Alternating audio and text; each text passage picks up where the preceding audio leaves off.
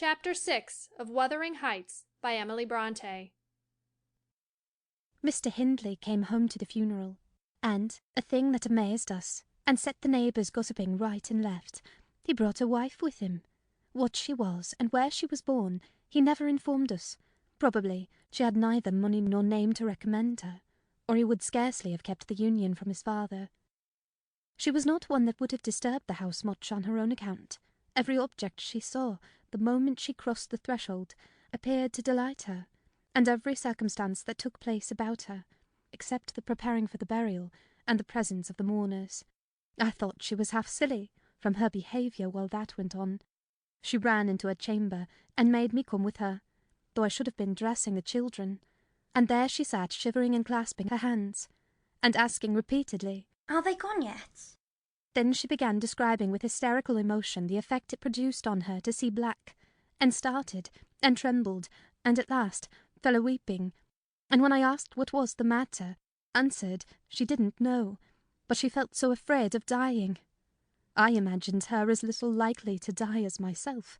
She was rather thin, but young and fresh-complexioned, and her eyes sparkled as bright as diamonds. I did remark, to be sure, that mounting the stairs made her breathe very quick, that the least sudden noise set her all in a quiver, and that she coughed troublesomely sometimes, but I knew nothing of what these symptoms portended, and had no impulse to sympathize with her. We don't in general take to foreigners here, Mr. Lockwood, unless they take to us first.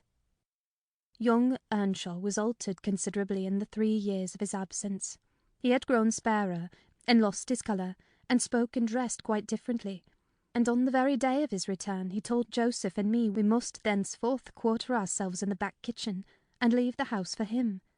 Indeed, he would have carpeted and papered a small spare room for a parlour, but his wife expressed such pleasure at the white floor and huge glowing fireplace, at the pewter dishes and delf case, and dog kennel, and the wide space there was to move about in where they usually sat, that he thought it unnecessary to her comfort, and so dropped the intention. She expressed pleasure, too, at finding a sister among her new acquaintance, and she prattled to Catherine, and kissed her, and ran about with her, and gave her quantities of presents at the beginning. Her affection tired very soon, however, and when she grew peevish, Hindley became tyrannical. A few words from her, evincing a dislike to Heathcliff, were enough to rouse in him all his old hatred of the boy. He drove him from their company to the servants, deprived him of the instructions of the curate, and insisted that he should labour out of doors instead, compelling him to do so as hard as any other lad on the farm. Heathcliff bore his degradation pretty well at first, because Cathy taught him what she learnt, and worked or played with him in the fields. They both promised fair to grow up as rude as savages, the young master being entirely negligent how they behaved, and what they did, so they kept clear of him. He would not have even seen after their going to church on Sundays, only Joseph and the curate reprimanded his carelessness when they absented themselves, and that reminded him to order Heathcliff a flogging, and Catherine a fast from dinner or supper. But it was one of their chief amusements to run away to the moors in the morning and remain there all day, and the after punishment grew a mere thing to laugh at. The curate might set as many chapters as he pleased for Catherine to get by heart, and Joseph might thrash Heathcliff till his arm ached. They forgot everything the minute they were together again, at least the minute they had contrived some naughty plan of revenge, and many a time I've cried to myself to watch them growing more reckless daily, and I not daring to speak a syllable for fear of losing the small power I still retained over the unfriended creatures. One Sunday evening it chanced that they were banished from the sitting-room for making a noise or a light offence of the kind, and when I went to call them for supper, I could discover them nowhere. We searched the house, above and below, and the yard and stables. They were invisible, and at last Hindley, in a passion, told us to bolt the doors, and swore nobody should let them in that night. The household went to bed, and I, too, anxious to lie down, opened my lattice and put my head out to hearken, though it rained, determined to admit them in spite of the prohibition, should they return. In a while I distinguished steps coming up the road, and the light of a lantern glimmered through the gate. I threw a shawl over my head, and ran to prevent them from waking Mr. Earnshaw by knocking. There was Heathcliff, by himself. It gave me a start to see him alone. "Where is Miss Catherine?" I cried hurriedly. "No accident, I hope?" "At Thrushcross Grange," he answered. "and I would have been there too, but they had not the manners to ask me to stay." "Well, you will catch it," I said. "You'll never be content till you're sent about your business. What in the world led you wandering to Thrushcross Grange?" "Let me get off my wet clothes, and I'll tell you all about it, Nelly," he replied.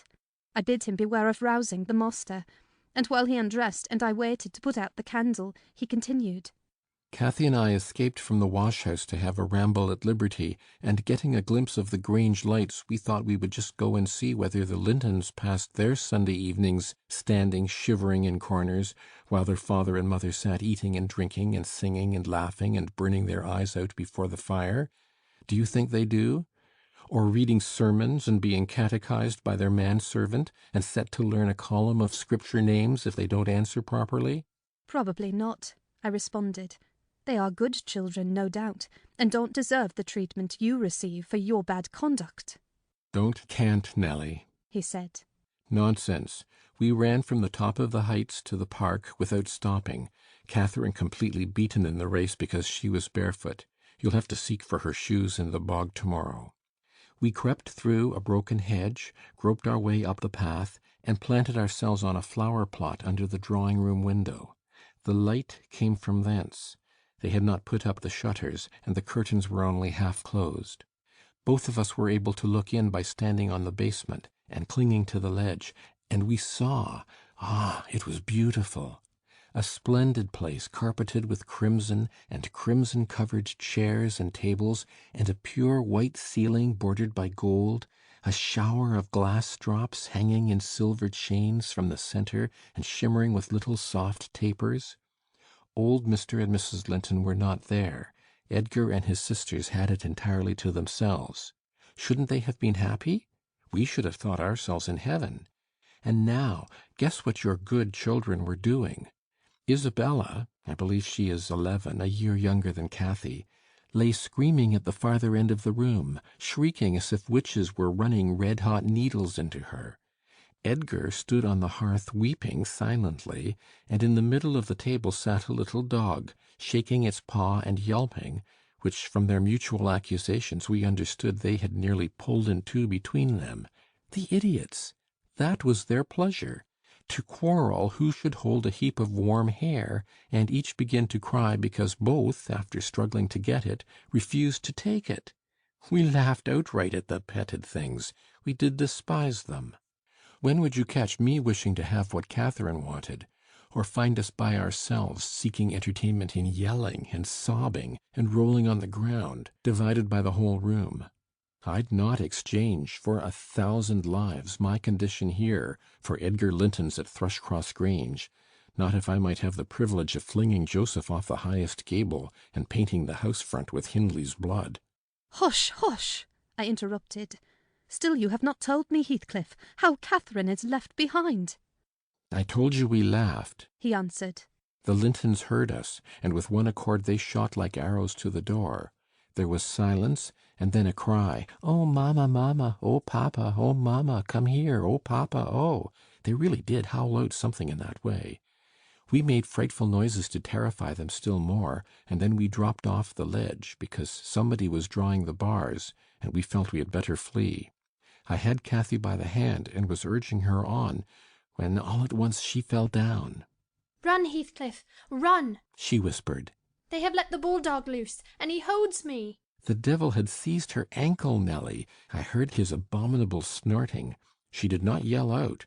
No, she would have scorned to do it if she had been spitted on the horns of a mad cow.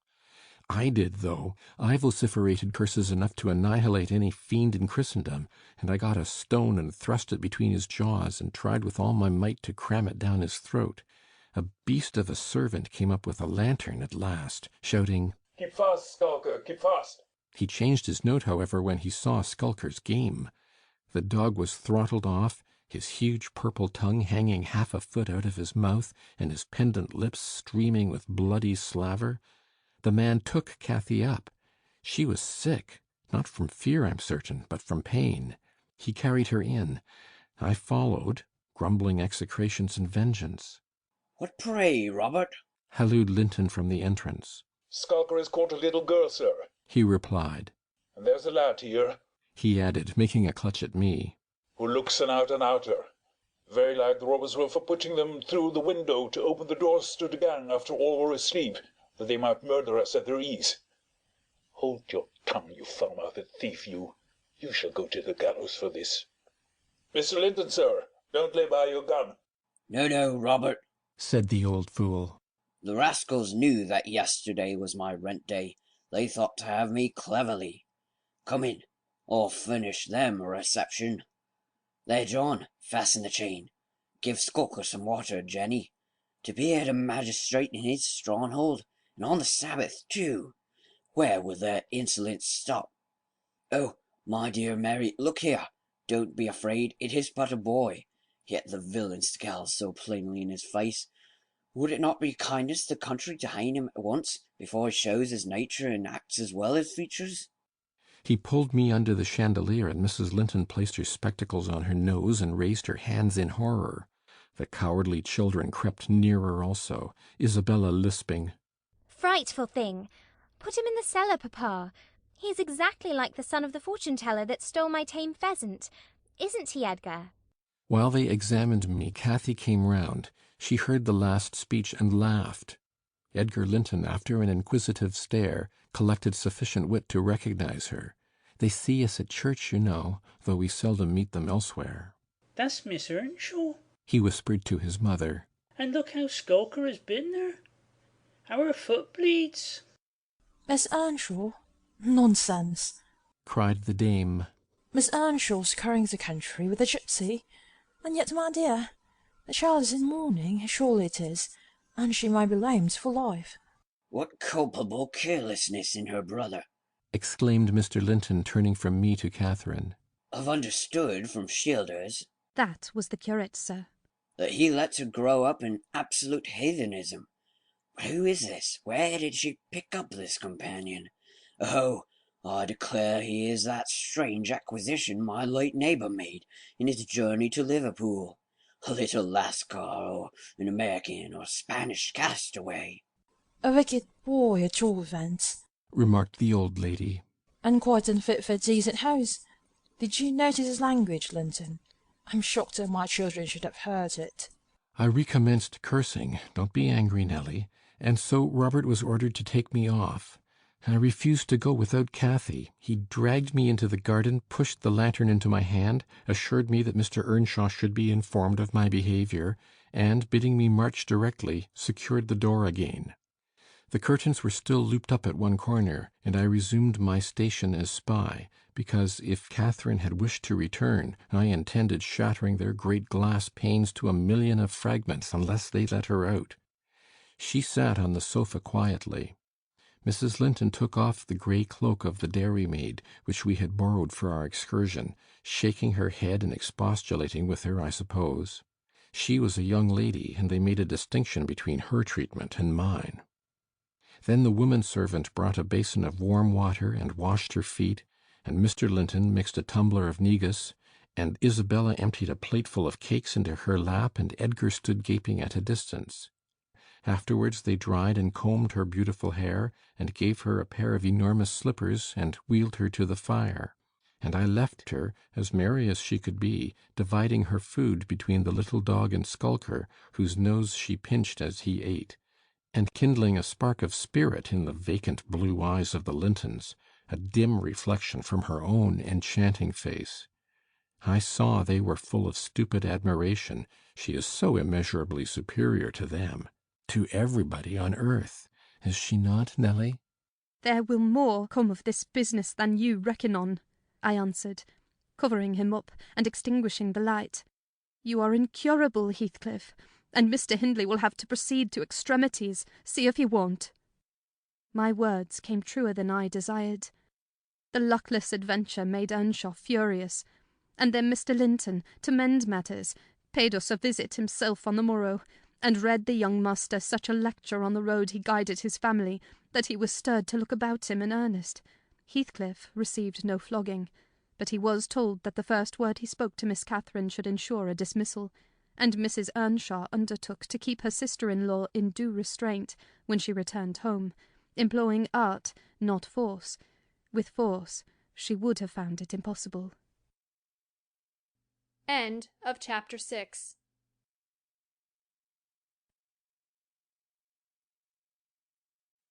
Chapter 7 of Wuthering Heights by Emily Brontë. Cathy stayed at Thrushcross Grange 5 weeks, till Christmas. By that time her ankle was thoroughly cured, and her manners much improved. The mistress visited her often in the interval, and commenced her plan of reform by trying to raise her self-respect with fine clothes and flattery, which she took to readily, so that, instead of a wild, hatless little savage jumping into the house and rushing to squeeze us all breathless, there lighted from a handsome black pony a very dignified person, with brown ringlets falling from the cover of a feathered beaver, and a long cloth habit, which she was obliged to hold up with both hands, that she might sail in. Hindley lifted her from the horse, exclaiming delightedly, "Why, Cathy, you are quite a beauty. I should scarcely have known you. You look like a lady now. Isabella Linton is not to be compared with her, is she, Francis?" "Isabella has not her natural advantages," replied his wife, "but she must mind and not grow wild here. Ellen, help Miss Catherine off with her things. Stay, dear. You will disarrange your curls. Let me untie your hat." I removed the habit, and there shone forth beneath a grand plaid silk frock, white trousers, and burnished shoes, and, while her eyes sparkled joyfully when the dogs came bounding up to welcome her, she dared hardly touch them, lest they should fawn upon her splendid garments. She kissed me gently. I was all flour making the Christmas cake, and it would not have done to give me a hug. And then she looked round for Heathcliff. Mr. and Mrs. Earnshaw watched anxiously their meeting, thinking it would enable them to judge in some measure what ground they had for hoping to succeed in separating the two friends. Heathcliff was hard to discover at first. If he were careless and uncared for before Catherine's absence, he had been 10 times more so since. Nobody but I even did him the kindness to call him a dirty boy, and bid him wash himself once a week, and children of his age seldom have a natural pleasure in soap and water.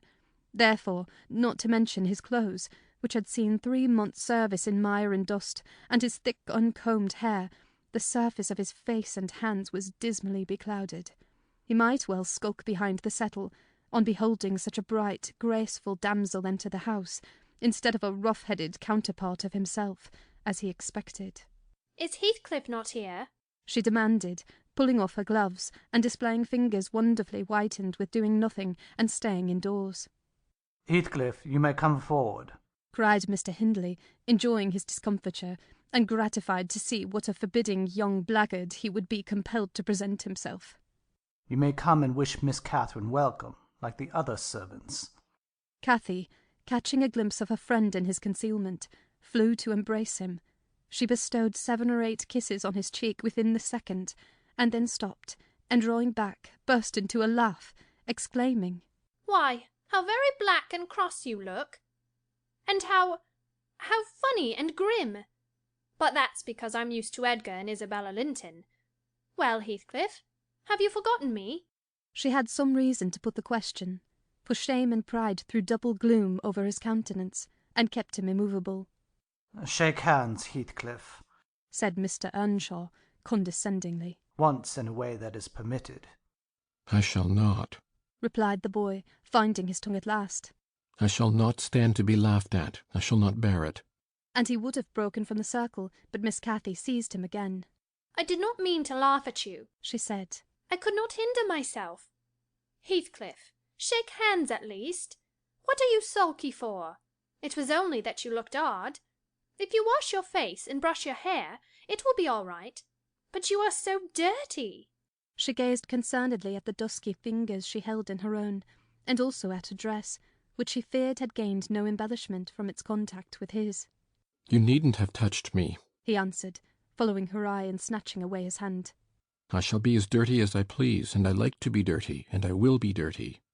With that, he dashed headforemost out of the room, amid the merriment of the master and mistress, and to the serious disturbance of Catherine, who could not comprehend how her remarks should have produced such an exhibition of bad temper. After playing lady's maid to the newcomer, and putting my cakes in the oven, and making the house and kitchen cheerful with great fires, befitting Christmas Eve, I prepared to sit down and amuse myself by singing carols, all alone, regardless of Joseph's affirmations that he considered the merry tunes I chose as next door to songs. He had retired to private prayer in his chamber, and Mr. and Mrs. Earnshaw were engaging Missy's attention by sundry gay trifles bought for her to present to the little Lintons as an acknowledgment of their kindness. They had invited them to spend the morrow at Wuthering Heights, and the invitation had been accepted on one condition. Mrs. Linton begged that her darlings might be kept carefully apart from that naughty, swearing boy. Under these circumstances I remained solitary. I smelt the rich scent of the heating spices, and admired the shining kitchen utensils, the polished clock, decked in holly, the silver mugs ranged on a tray ready to be filled with mulled ale for supper, and above all, the speckless purity of my particular care, the scoured and well-swept floor. I gave due inward applause to every object, and then I remembered how old Earnshaw used to come in when all was tidied, and call me a cant lass, and slip a shilling into my hand as a Christmas box. And from that I went on to think of his fondness for Heathcliff, and his dread lest he should suffer neglect after death had removed him, and that naturally led me to consider the poor lad's situation now, and from singing I changed my mind to crying. It struck me soon, however, there would be more sense in endeavouring to repair some of his wrongs than shedding tears over them. I got up and walked into the court to see him. He was not far. I found him smoothing the glossy coat of the new pony in the stable, and feeding the other beasts according to custom. "Make haste, Heathcliff," I said. "The kitchen is so comfortable, and Joseph is upstairs. Make haste, and let me dress you smart before Miss Cathy comes out, and then you can sit together, with the whole hearth to yourselves, and have a long chatter till bedtime." He proceeded with his task, and never turned his head towards me. "Come, are you coming?" I continued. "There's a little cake for each of you, nearly enough, and you'll need half an hour's donning." I waited 5 minutes, but getting no answer, left him. Catherine supped with her brother and sister-in-law. Joseph and I joined at an unsociable meal, seasoned with reproofs on one side and sauciness on the other. His cake and cheese remained on the table all night for the fairies. He managed to continue work till 9 o'clock, and then marched dumb and dour to his chamber. Cathy sat up late, having a world of things to order for the reception of her new friends. She came into the kitchen once to speak to her old one, but he was gone, and she only stayed to ask what was the matter with him, and then went back. In the morning he rose early, and, as it was a holiday, carried his ill humour on to the moors, not reappearing till the family were departed for church. Fasting and reflection seemed to have brought him to a better spirit. He hung about me for a while, and having screwed up his courage, exclaimed abruptly, "Nelly, make me decent. I'm going to be good." "High time, Heathcliff," I said. "You have grieved Catherine. She's sorry she ever came home, I dare say. It looks as if you envied her, because she is more thought of than you." The notion of envying Catherine was incomprehensible to him, but the notion of grieving her he understood clearly enough. "Did she say she was grieved?"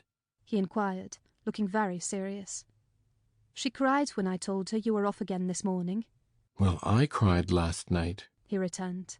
"and I had more reason to cry than she." "Yes, you had the reason of going to bed with a proud heart and an empty stomach," said I. "Proud people breed sad sorrows for themselves. But if you be ashamed of your touchiness, you must ask pardon, mind, when she comes in. You must go up and offer to kiss her, and say, you know best what to say, only do it heartily, and not as if you thought her converted into a stranger by her grand dress. And now, though I have dinner to get ready, I'll steal time to arrange you so that Edgar Linton shall look quite a doll beside you, and that he does. You are younger, and yet, I'll be bound, you are taller and twice as broad across the shoulders.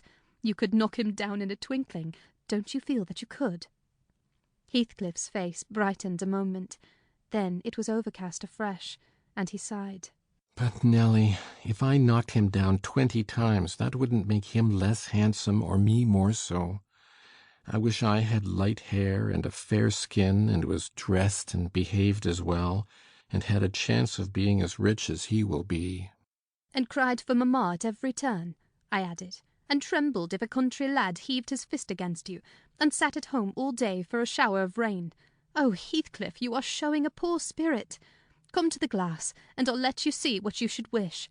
Do you mark those 2 lines between your eyes, and those thick brows that, instead of rising arched, sink in the middle, and that couple of black fiends so deeply buried, who never open their windows boldly but lurk glinting under them like devil's spies? Wish and learn to smooth away the surly wrinkles, to raise your lids frankly, and change the fiends to confident, innocent angels, suspecting and doubting nothing, and always seeing friends where they are not sure of foes. Don't get the expression of a vicious cur that appears to know the kicks it gets are its desert, and yet hates all the world, as well as the kicker, for what it suffers. In other words, I must wish for Edgar Linton's great blue eyes and even forehead, he replied. I do, and that won't help me to them. A good heart will help you to a bonny face, my lad, I continued, if you were a regular black, and a bad one will turn the bonniest into something worse than ugly. And now that we've done washing and combing and sulking, tell me whether you don't think yourself rather handsome. I'll tell you, I do. You're fit for a prince in disguise.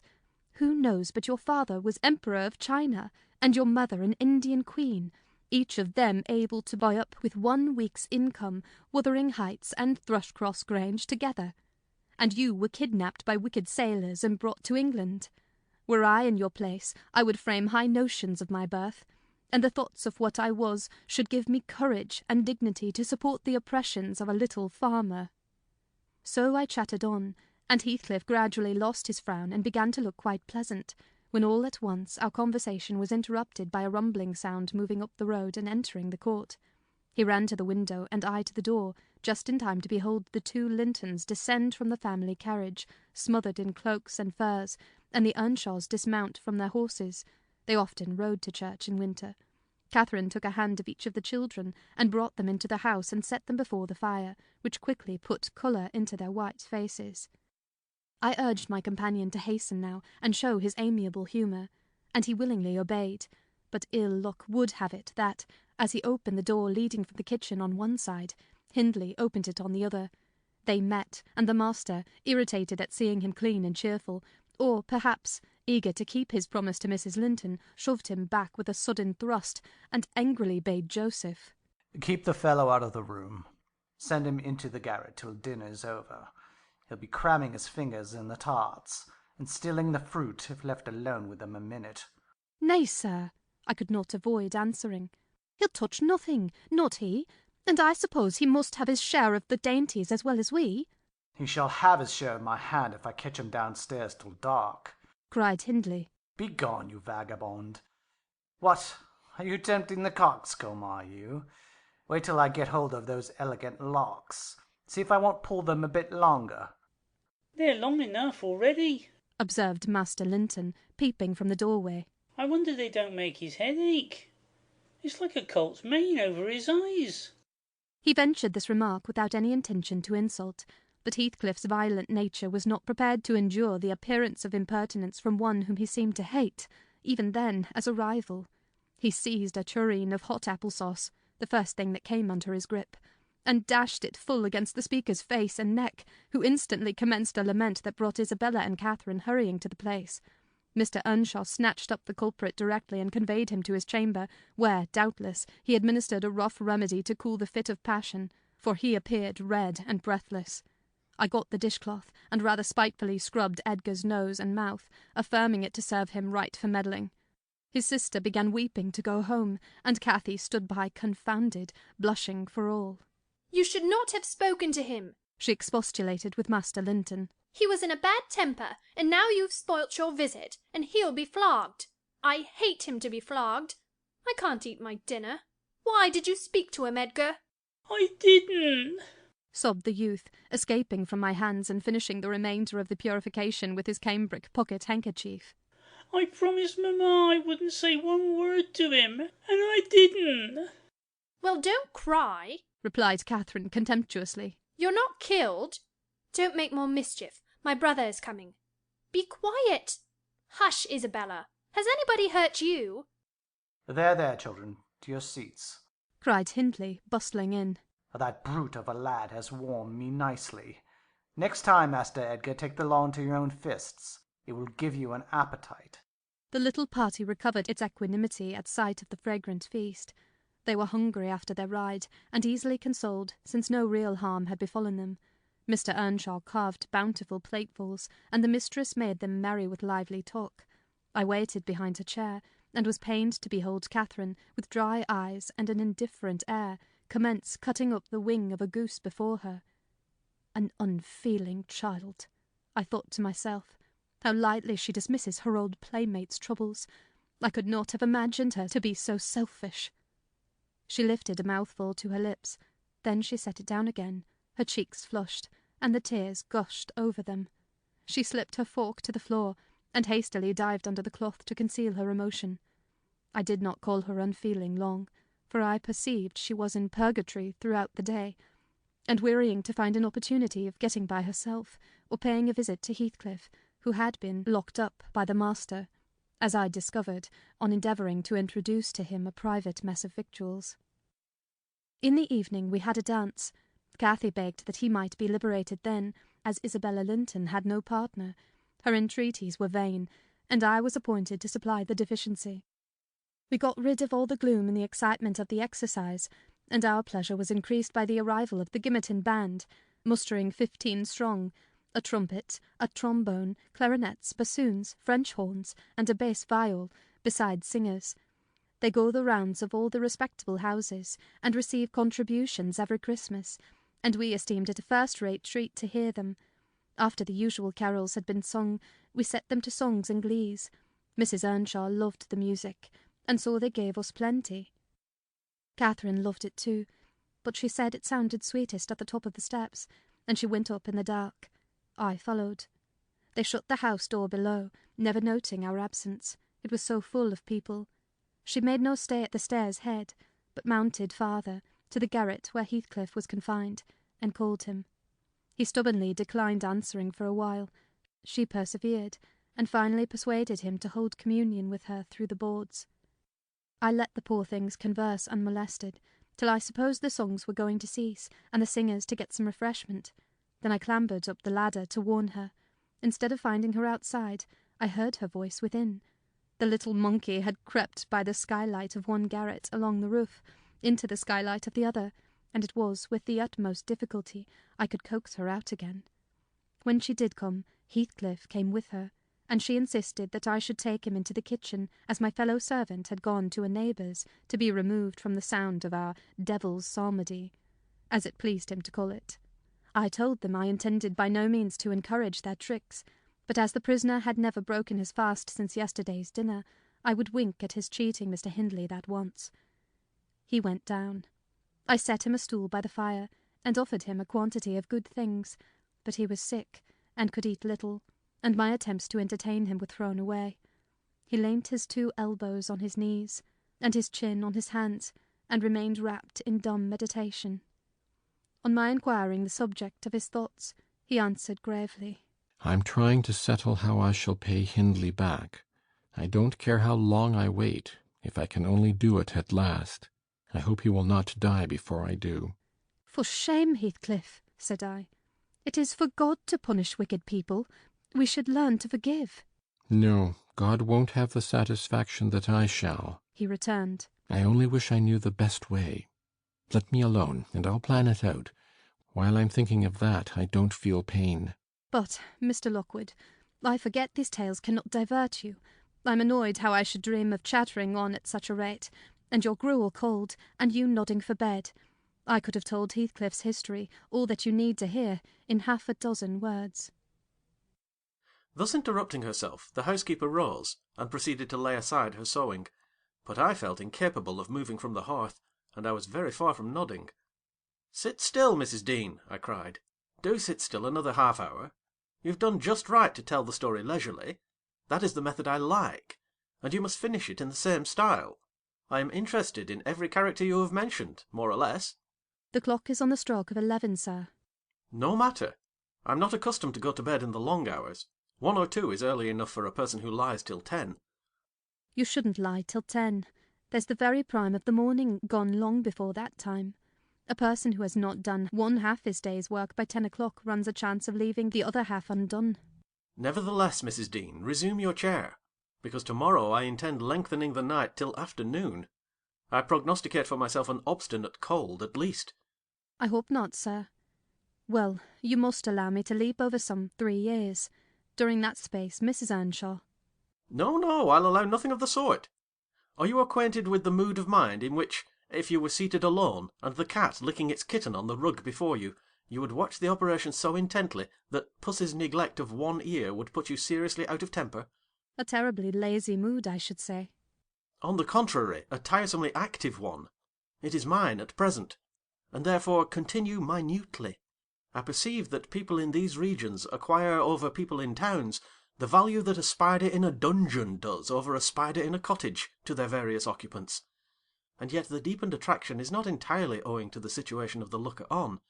They do live more in earnest, more in themselves, and less in surface, change, and frivolous external things. I could fancy a love for life here almost possible, and I was a fixed unbeliever in any love of a year's standing. One state resembles setting a hungry man down to a single dish, on which he may concentrate his entire appetite and do it justice. The other, introducing him to a table laid out by French cooks. He can perhaps extract as much enjoyment from the whole, but each part is a mere atom in his regard and remembrance. Oh, here we are the same as anywhere else, when you get to know us, observed Mrs. Dean, somewhat puzzled at my speech. Excuse me, I responded. You, my good friend, are a striking evidence against that assertion. Excepting a few provincialisms of slight consequence, you have no marks of the manners which I am habituated to consider as peculiar to your class. I am sure you have thought a great deal more than the generality of servants think. You have been compelled to cultivate your reflective faculties, for want of occasions for frittering your life away in silly trifles. Mrs. Dean laughed. I certainly esteem myself a steady, reasonable kind of body, she said. Not exactly from living among the hills and seeing one set of faces and one series of actions from year's end to year's end, but I have undergone sharp discipline, which has taught me wisdom, and then I have read more than you would fancy, Mr. Lockwood. You could not open a book in this library that I have not looked into, and got something out of also, unless it be that range of Greek and Latin, and that of French, and those I know one from another. It is as much as you can expect of a poor man's daughter. However, if I am to follow my story in true gossip's fashion, I had better go on, and, instead of leaping 3 years, I will be content to pass to the next summer, the summer of 1778. That is nearly 23 years ago. End of Chapter 7.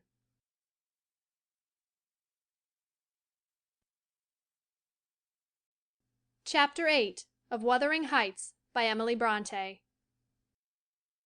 On the morning of a fine June day, my first bonny little nursling, and the last of the ancient Earnshaw stock, was born.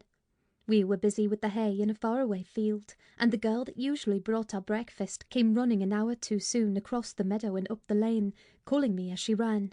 "Oh, such a grand bairn!" she panted out. "The finest lad that ever breathed. But the doctor says Missus must go. He says she's been in a consumption these many months. I heard him tell Mr. Hindley, and now she has nothing to keep her, and she'll be dead before winter. You must come home directly. You're to nurse it, Nelly, to feed it with sugar and milk, and take care of it day and night. I wish I were you, because it will be all yours when there is no missus." "But is she very ill?" I asked, flinging down my rake and tying my bonnet. "I guess she is, yet she looks bravely," replied the girl. "And she talks as if she thought of living to see it grow a man. She's out of her head for joy at such a beauty. If I were her, I'm certain I should not die. I should get better at the bare sight of it, in spite of Kenneth. I was fairly mad at him. Dame Archer brought the cherub down to master in the house, and his face just begun to light up, when the old croaker steps forward and says he, 'Earnshaw, it's a blessing your wife has been spared to leave you this son.' When she came, I felt convinced we shouldn't keep her long, and now, I must tell you, the winter will probably finish her. Don't take on and fret about it too much, it can't be helped. And besides, you should have known better than to choose such a rush of a lass." "And what did the master answer?" I inquired. "I think he swore, but I didn't mind him. I was straining to see the bairn." And she began again to describe it rapturously. I, as zealous as herself, hurried eagerly home to admire, on my part, though I was very sad for Hindley's sake. He had room in his heart only for 2 idols, his wife and himself. He doted on both, and adored one, and I couldn't conceive how he would bear the loss. When we got to Wuthering Heights, there he stood at the front door, and as I passed in, I asked, How was the baby? Nearly ready to run about, Nell, he replied, putting on a cheerful smile. And the mistress? I ventured to inquire. The doctor says she's... Damn the doctor, he interrupted, reddening. Frances is quite right. She'll be perfectly well by this time next week. Are you going upstairs? Will you tell her that I'll come if she'll promise not to talk? I left her because she would not hold her tongue. And she must. Tell her Mr. Kenneth says she must be quiet. I delivered this message to Mrs. Earnshaw. She seemed in flighty spirits, and replied merrily, I hardly spoke a word, Ellen, and there he has gone out twice, crying. Well, I say I promise I won't speak. Well, that doesn't bind me not to laugh at him. Poor soul! Till within a week of her death that gay heart never failed her, and her husband persisted doggedly, nay furiously, in affirming her health improved every day. When Kenneth warned him that his medicines were useless at that stage of the malady, and he needn't put him to further expense by attending her, he retorted, I know you need not. She's well. She does not want any more attendance from you. She never was in a consumption. It was a fever, and it's gone. Her pulse is as slow as mine now, and her cheek is cool. He told his wife the same story, and she seemed to believe him. But one night, while leaning on his shoulder, in the act of saying she thought she would be able to get up tomorrow, a fit of coughing took her, a very slight one. He raised her in his arms. She put her 2 hands about his neck. Her face changed, and she was dead. As the girl had anticipated, the child Hareton fell wholly into my hands. Mr. Earnshaw, provided he saw him healthy, and never heard him cry, was contented as far as regarded him. For himself he grew desperate. His sorrow was of the kind that will not lament. He neither wept nor prayed. He cursed and defied, execrated God and man, and gave himself up to reckless dissipation. The servants could not bear his tyrannical and evil conduct long. Joseph and I were the only 2 that would stay. I had not the heart to leave my charge, and besides, you know, I had been his foster sister, and excused his behaviour more readily than a stranger would. Joseph remained to hector over tenants and labourers, and because it was his vocation to be where he had plenty of wickedness to reprove. The master's bad ways and bad companions formed a pretty example for Catherine and Heathcliff. His treatment of the latter was enough to make a fiend of a saint, and truly it appeared as if the lad were possessed of something diabolical at that period. He delighted to witness Hindley degrading himself past redemption, and became daily more notable for savage sullenness and ferocity. I could not half tell what an infernal house we had.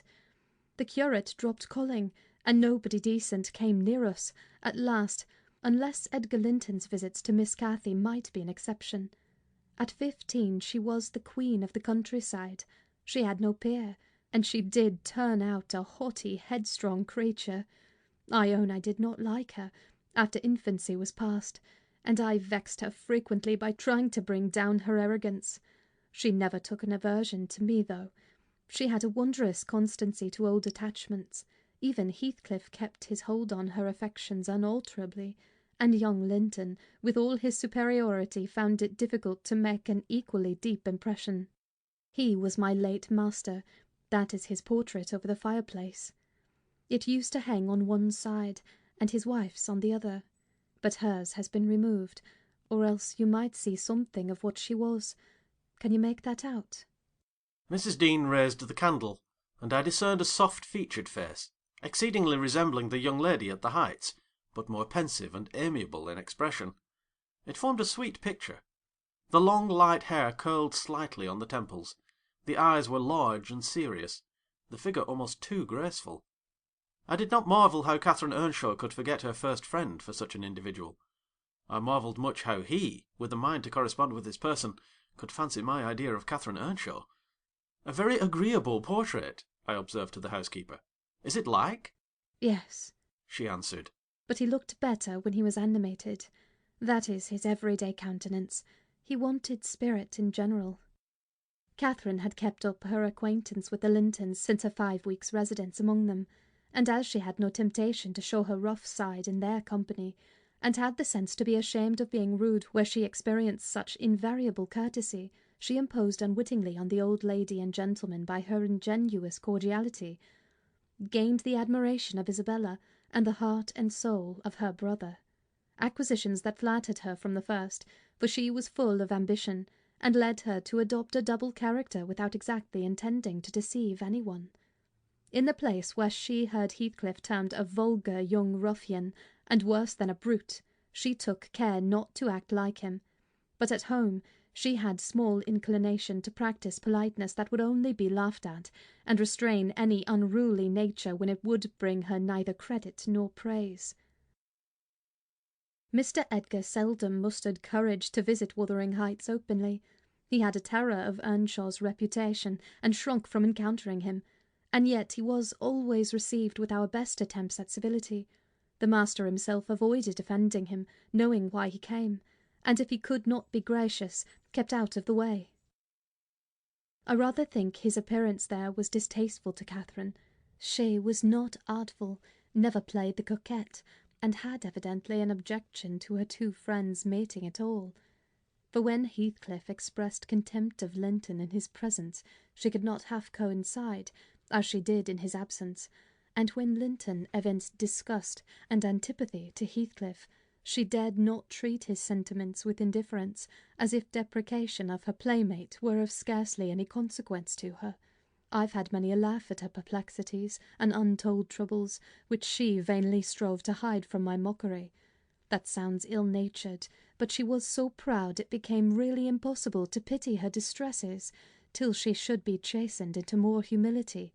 She did bring herself finally to confess, and to confide in me. There was not a soul else that she might fashion into an adviser. Mr. Hindley had gone from home one afternoon, and Heathcliff presumed to give himself a holiday on the strength of it. He had reached the age of 16 then, I think, and without having bad features, or being deficient in intellect, he contrived to convey an impression of inward and outward repulsiveness that his present aspect retains no traces of.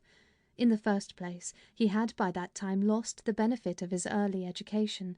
Continual hard work, begun soon and concluded late, had extinguished any curiosity he once possessed in pursuit of knowledge, and any love for books or learning. His childhood's sense of superiority, instilled into him by the favours of old Mr. Earnshaw, was faded away. He struggled long to keep up an equality with Catherine in her studies, and yielded with poignant though silent regret. But he yielded completely, and there was no prevailing on him to take a step in the way of moving upward, when he found he must necessarily sink beneath his former level. Then personal appearance sympathized with mental deterioration. He acquired a slouching gait and ignoble look. His naturally reserved disposition was exaggerated into an almost idiotic excess of unsociable moroseness, and he took a grim pleasure, apparently, in exciting the aversion rather than the esteem of his few acquaintance.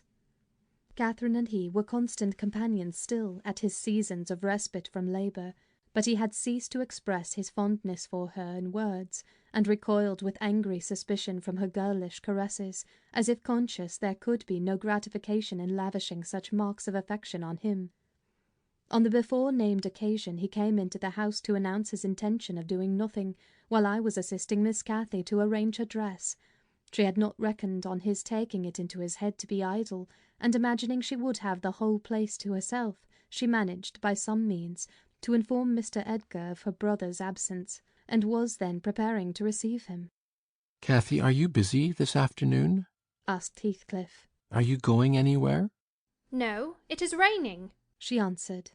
"Why have you that silk frock on, then?" he said. "Nobody coming here, I hope?" "Not that I know of," stammered Miss. "But you should be in the field now, Heathcliff. It is an hour past dinner-time. I thought you were gone." "Hindley does not often free us from his accursed presence," observed the boy. "I'll not work any more today. I'll stay with you." "Oh, but Joseph will tell," she suggested. "You'd better go." "Joseph is loading lime on the further side of Penistone Crags. It will take him till dark, and he'll never know." So saying, he lounged to the fire and sat down. Catherine reflected an instant, with knitted brows. She found it needful to smooth the way for an intrusion. "Isabella and Edgar Linton talked of calling this afternoon. she said, at the conclusion of a minute's silence.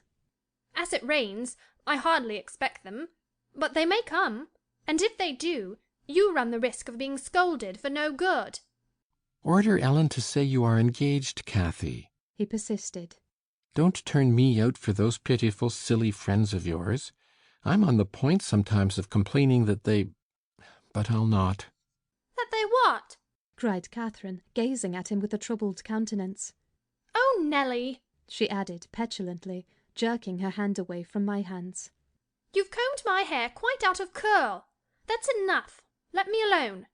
What are you on the point of complaining about, Heathcliff? Nothing. Only look at the almanac on that wall. He pointed to a framed sheet hanging near the window and continued. The crosses are for the evenings you have spent with the Lintons. The dots for those spent with me. Do you see? I've marked every day. Yes, very foolish. As if I took notice, replied Catherine in a peevish tone. And where is the sense of that? To show that I do take notice, said Heathcliff. And should I always be sitting with you? She demanded, growing more irritated. What good do I get? What do you talk about? You might be dumb, or a baby, for anything you say to amuse me, or for anything you do either. You never told me before that I talked too little, or that you disliked my company, Cathy, exclaimed Heathcliff in much agitation. It's no company at all, when people know nothing and say nothing, she muttered. Her companion rose up, but he hadn't time to express his feelings further, for a horse's feet were heard on the flags, and having knocked gently, young Linton entered, his face brilliant with delight at the unexpected summon he had received. Doubtless Catherine marked the difference between her friends, as one came in and the other went out. The contrast resembled what you see in exchanging a bleak, hilly, coal country for a beautiful, fertile valley, and his voice and greeting were as opposite as his aspect. He had a sweet, low manner of speaking, and pronounced his words as you do. That's less gruff than we talk here, and softer. I'm not come too soon, am I? He said, casting a look at me. I had begun to wipe the plate and tidy some drawers at the far end of the dresser. No, answered Catherine. What are you doing there, Nelly? My work, miss, I replied. Mr. Hindley had given me directions to make a third party in any private visit Linton chose to pay. She stepped behind me and whispered crossly. Take yourself and your dusters off. When company are in the house, servants don't commence scouring and cleaning in the room where they are. It's a good opportunity now that master is away, I answered aloud. He hates me to be fidgeting over these things in his presence. I'm sure Mr. Edgar will excuse me. I hate you to be fidgeting in my presence, exclaimed the young lady imperiously, not allowing her guest time to speak. She had failed to recover her equanimity since the little dispute with Heathcliff. I'm sorry for it, Miss Catherine, was my response, and I proceeded assiduously with my occupation. She, supposing Edgar could not see her, snatched the cloth from my hand and pinched me with a prolonged wrench very spitefully on the arm. I've said I did not love her, and rather relished mortifying her vanity now and then. Besides, she hurt me extremely, so I started up from my knees and screamed out, "Oh, miss, that's a nasty trick! You have no right to nip me, and I'm not going to bear it." I didn't touch you, you lying creature, cried she, her fingers tingling to repeat the act, and her ears red with rage. She never had power to conceal her passion. It always set her whole complexion in a blaze. "What's that, then?" I retorted, showing a decided purple witness to refute her. She stamped her foot, wavered a moment, and then, irresistibly impelled by the naughty spirit within her, slapped me on the cheek, a stinging blow that filled both eyes with water. "Catherine, love, Catherine," interposed Linton, greatly shocked at the double fault of falsehood and violence which his idol had committed. "Leave the room, Ellen," she repeated, trembling all over. Little Hareton, who followed me everywhere, and was sitting near me on the floor, at seeing my tears commenced crying himself, and sobbed out complaints against wicked Aunt Cathy, which drew her fury onto his unlucky head. She seized his shoulders and shook him till the poor child waxed livid, and Edgar thoughtlessly laid hold of her hands to deliver him. In an instant one was wrung free, and the astonished young man felt it applied over his own ear in a way that could not be mistaken for jest. He drew back in consternation. I lifted Hareton in my arms and walked off to the kitchen with him, leaving the door of communication open, for I was curious to watch how they would settle their disagreement. The insulted visitor moved to the spot where he had laid his hat, pale and with a quivering lip. "That's right," I said to myself. "Take warning and be gone. It's a kindness to let you have a glimpse of her genuine disposition." "Where are you going?" demanded Catherine, advancing to the door. He swerved aside and attempted to pass. "You must not go!" she exclaimed energetically. "I must, and shall," he replied in a subdued voice. "No," she persisted, grasping the handle. "Not yet, Edgar Linton. Sit down. You shall not leave me in that temper. I should be miserable all night, and I won't be miserable for you." "Can I stay after you have struck me?" asked Linton. Catherine was mute. "You've made me afraid and ashamed of you," he continued. "I'll not come here again." Her eyes began to glisten and her lids to twinkle. "And you told a deliberate untruth," he said.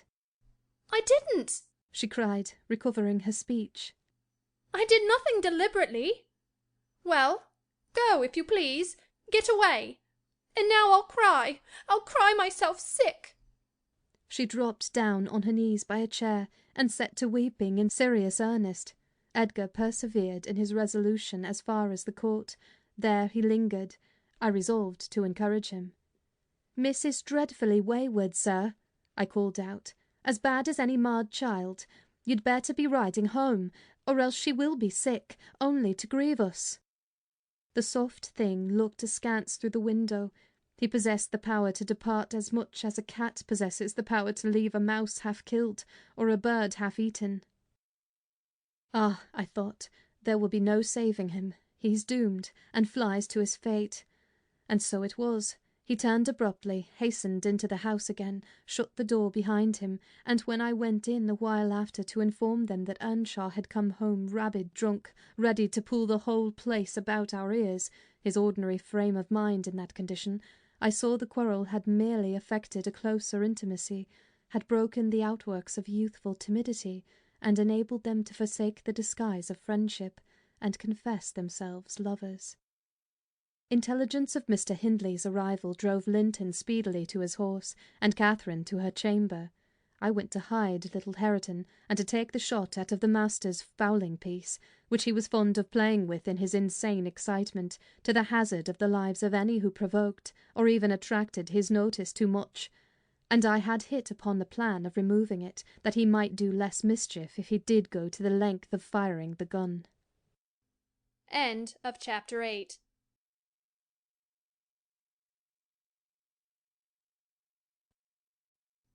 Chapter 9 of Wuthering Heights by Emily Brontë. He entered, vociferating oaths dreadful to hear, and caught me in the act of stowing his son away in the kitchen cupboard. Hareton was impressed with a wholesome terror of encountering either his wild beast's fondness or his madman's rage, for in one he ran a chance of being squeezed and kissed to death, and in the other of being flung into the fire or dashed against the wall, and the poor thing remained perfectly quiet wherever I chose to put him. "There, I've found it out at last," cried Hindley, pulling me back by the skin of my neck like a dog. "By heaven and hell, you've sworn between you to murder that child. I know how it is now, that he is always out of my way. But with the help of Satan I shall make you swallow the carving-knife, Nelly.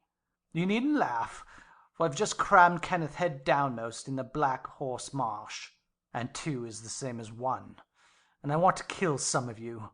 I shall have no rest till I do." "But I don't like the carving-knife, Mr. Hindley," I answered. "It has been cutting red herrings. I'd rather be shot, if you please."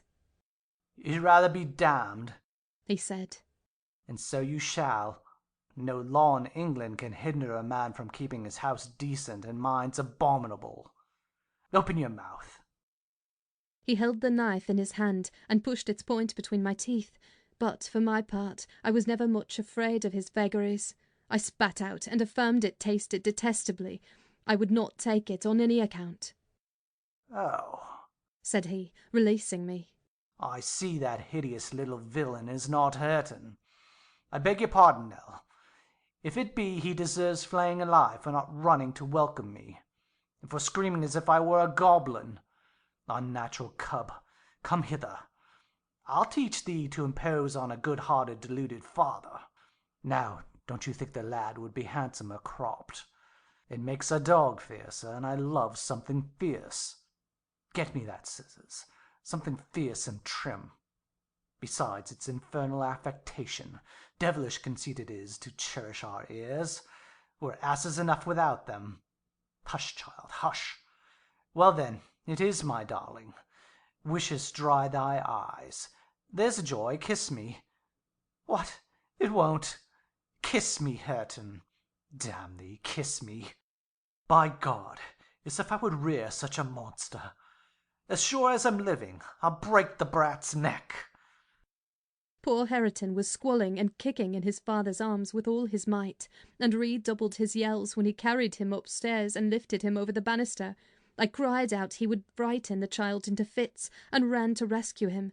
As I reached them, Hindley leant forward on the rails to listen to a noise below, almost forgetting what he had in his hands. "Who is that?" he asked, hearing someone approaching on the stairs foot. I leant forward also, for the purpose of signing to Heathcliff, whose step I recognised, not to come further, and at the instant when my eye quitted Hareton, he gave a sudden spring, delivering himself from the careless grasp that held him, and fell. There was scarcely time to experience a thrill of horror before we saw that the little wretch was safe. Heathcliff arrived underneath just at the critical moment. By a natural impulse he arrested his descent, and setting him on his feet, looked up to discover the author of the accident, a miser who had parted with a lucky lottery ticket for 5 shillings, and finds next day he has lost in the bargain £5,000, could not show a blanker countenance than he did on beholding the figure of Mr. Earnshaw above. It expressed, plainer than words could do, the intense anguish at having made himself the instrument of thwarting his own revenge. Had it been dark, I dare say he would have tried to remedy the mistake by smashing Hareton's skull on the steps. But we witnessed his salvation, and I was presently below with my precious charge pressed to my heart. Hindley descended more leisurely, sobered and abashed. "It's your fault, Ellen," he said. "You should have kept him out of sight. You should have taken him from me. Is he injured anywhere?" "Injured?" I cried angrily. "If he is not killed, he'll be an idiot.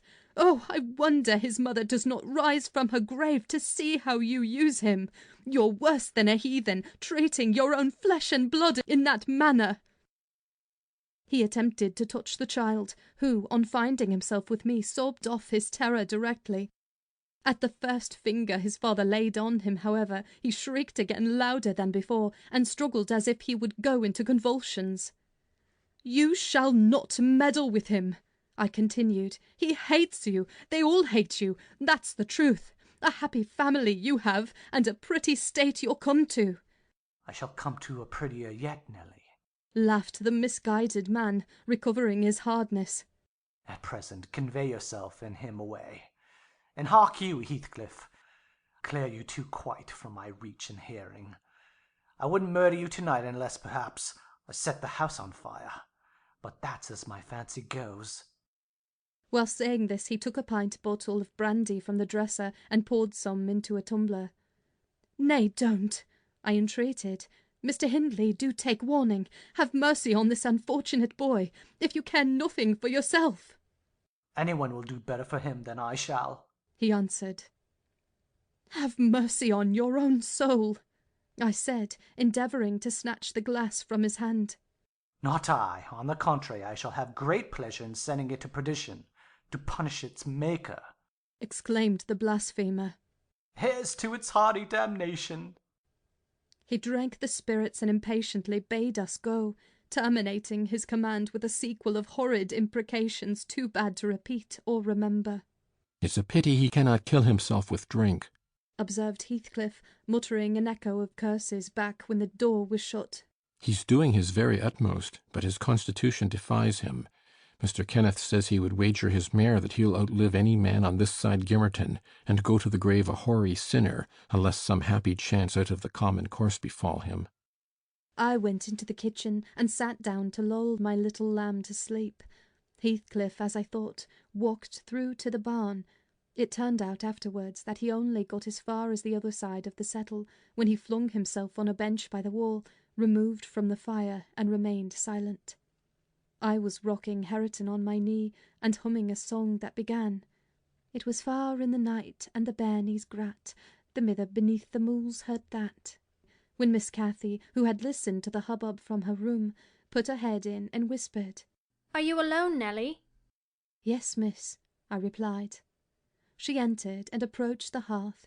I, supposing she was going to say something, looked up. The expression of her face seemed disturbed and anxious. Her lips were half asunder, as if she meant to speak, and she drew a breath, but it escaped in a sigh instead of a sentence. I resumed my song, not having forgotten her recent behaviour. "Where's Heathcliff?" she said, interrupting me. "About his work in the stable," was my answer. He did not contradict me. Perhaps he had fallen into a doze. There followed another long pause, during which I perceived a drop or two trickle from Catherine's cheek to the flags. Is she sorry for her shameful conduct? I asked myself. That will be a novelty. But she may come to the point. As she will, I shan't help her. No, she felt small trouble regarding any subject, save her own concerns. "Oh dear," she cried at last. "I'm very unhappy." "A pity," observed I. "You're hard to please, so many friends and so few cares, and can't make yourself content." "Nelly, will you keep a secret for me?" she pursued, kneeling down by me, and lifting her winsome eyes to my face with that sort of look which turns off bad temper, even when one has all the right in the world to indulge it. "Is it worth keeping?" I inquired, less sulkily. "Yes, and it worries me, and I must let it out. I want to know what I should do. Today, Edgar Linton has asked me to marry him, and I've given him an answer. Now, before I tell you whether it was a consent or denial, you tell me which it ought to have been." "Really, Miss Catherine, how can I know?" I replied. "To be sure, considering the exhibition you performed in his presence this afternoon, I might say it would be wise to refuse him, since he asked you after that. He must either be hopelessly stupid or a venturesome fool." "If you talk so, I won't tell you any more," she returned, peevishly rising to her feet. "I accepted him, Nelly. Be quick, and say whether I was wrong." "You accepted him? Then what good is it discussing the matter? You have pledged your word and cannot retract." "But say whether I should have done so. Do!" she exclaimed in an irritated tone, chafing her hands together and frowning. "There are many things to be considered before that question can be answered properly," I said sententiously. "First and foremost, do you love Mr. Edgar?" "Who can help it? Of course I do," she answered. Then I put her through the following catechism. For a girl of 22, it was not injudicious. "Why do you love him, Miss Cathy?" "Nonsense! I do. That's sufficient." "By no means. You must say why." "Well, because he is handsome and pleasant to be with." "Bad," was my commentary. "And because he is young and cheerful." "Bad still." "And because he loves me." "Indifferent, coming there." "And he will be rich, and I shall like to be the greatest woman of the neighbourhood, and I shall be proud of having such a husband." "Worst of all. And now, say how you love him." "As everybody loves. You're silly, Nelly." "Not at all. Answer." "I love the ground under his feet, and the air over his head, and everything he touches, and every word he says. I love all his looks, and all his actions, and him entirely and altogether. There now." "And why?" "Nay, you are making a jest of it. It is exceedingly ill-natured. It's no jest to me," said the young lady, scowling and turning her face to the fire. "I'm very far from jesting, Miss Catherine," I replied. "You love Mr. Edgar because he is handsome and young and cheerful and rich and loves you. The last, however, goes for nothing. You would love him without that, probably, and with it you wouldn't, unless he possessed the 4 former attractions. No, to be sure not. I should only pity him. Hate him, perhaps, if he were ugly and a clown. But there are several other handsome, rich young men in the world, handsomer, possibly, and richer than he is. What should hinder you from loving them? If there be any, they are out of my way. I've seen none like Edgar. You may see some, and he won't always be handsome and young, and may not always be rich. He is now, and I have only to do with the present. I wish you would speak rationally. Well, that settles it. If you have only to do with the present, marry Mr. Linton. I don't want your permission for that. I shall marry him.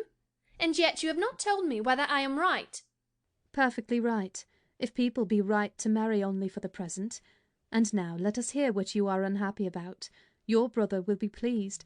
The old lady and gentleman will not object, I think. You will escape from a disorderly, comfortless home into a wealthy, respectable one. And you love Edgar, and Edgar loves you. All seems smooth and easy. Where is the obstacle? Here, and here, replied Catherine, striking one hand on her forehead and the other on her breast. In whichever place the soul lives, in my soul and in my heart, I'm convinced I'm wrong. That's very strange. I cannot make it out. It's my secret. But if you will not mock at me, I'll explain it. I can't do it distinctly, but I'll give you a feeling of how I feel. She seated herself by me again. Her countenance grew sadder and graver, and her clasped hands trembled. Nelly, do you never dream queer dreams? She said, suddenly, after some minutes' reflection. Yes, now and then, I answered. And so do I. I've dreamt in my life dreams that have stayed with me ever after, and changed my ideas. They've gone through and through me, like wine through water, and altered the colour of my mind. And this is one. I'm going to tell it, but take care not to smile at any part of it. Oh, don't, Miss Catherine, I cried. We're dismal enough without conjuring up ghosts and visions to perplex us. Come, come, be merry, and like yourself. Look at little Hareton. He's dreaming nothing dreary. How sweetly he smiles in his sleep. Yes, and how sweetly his father curses in his solitude. You remember him, I dare say, when he was just such another as that chubby thing, nearly as young and innocent. However, Nelly, I shall oblige you to listen. It's not long, and I've no power to be merry tonight. I won't hear it. I won't hear it, I repeated hastily. I was superstitious about dreams then, and am still, and Catherine had an unusual gloom in her aspect that made me dread something from which I might shape a prophecy, and foresee a fearful catastrophe. She was vexed, but she did not proceed. Apparently taking up another subject, she recommenced in a short time. If I were in heaven, Nelly, I should be extremely miserable. Because you are not fit to go there, I answered. All sinners would be miserable in heaven. But it is not for that. I dreamt once that I was there. I tell you I won't hearken to your dreams, Miss Catherine. I'll go to bed, I interrupted again. She laughed and held me down, for I made a motion to leave my chair. This is nothing, cried she. I was only going to say that heaven did not seem to be my home, and I broke my heart with weeping to come back to earth, and the angels were so angry that they flung me out into the middle of the heath, on the top of Wuthering Heights, where I woke sobbing for joy. That will do to explain my secret, as well as the other. I've no more business to marry Edgar Linton than I have to be in heaven, and if the wicked man in there had not brought Heathcliff so low, I shouldn't have thought of it.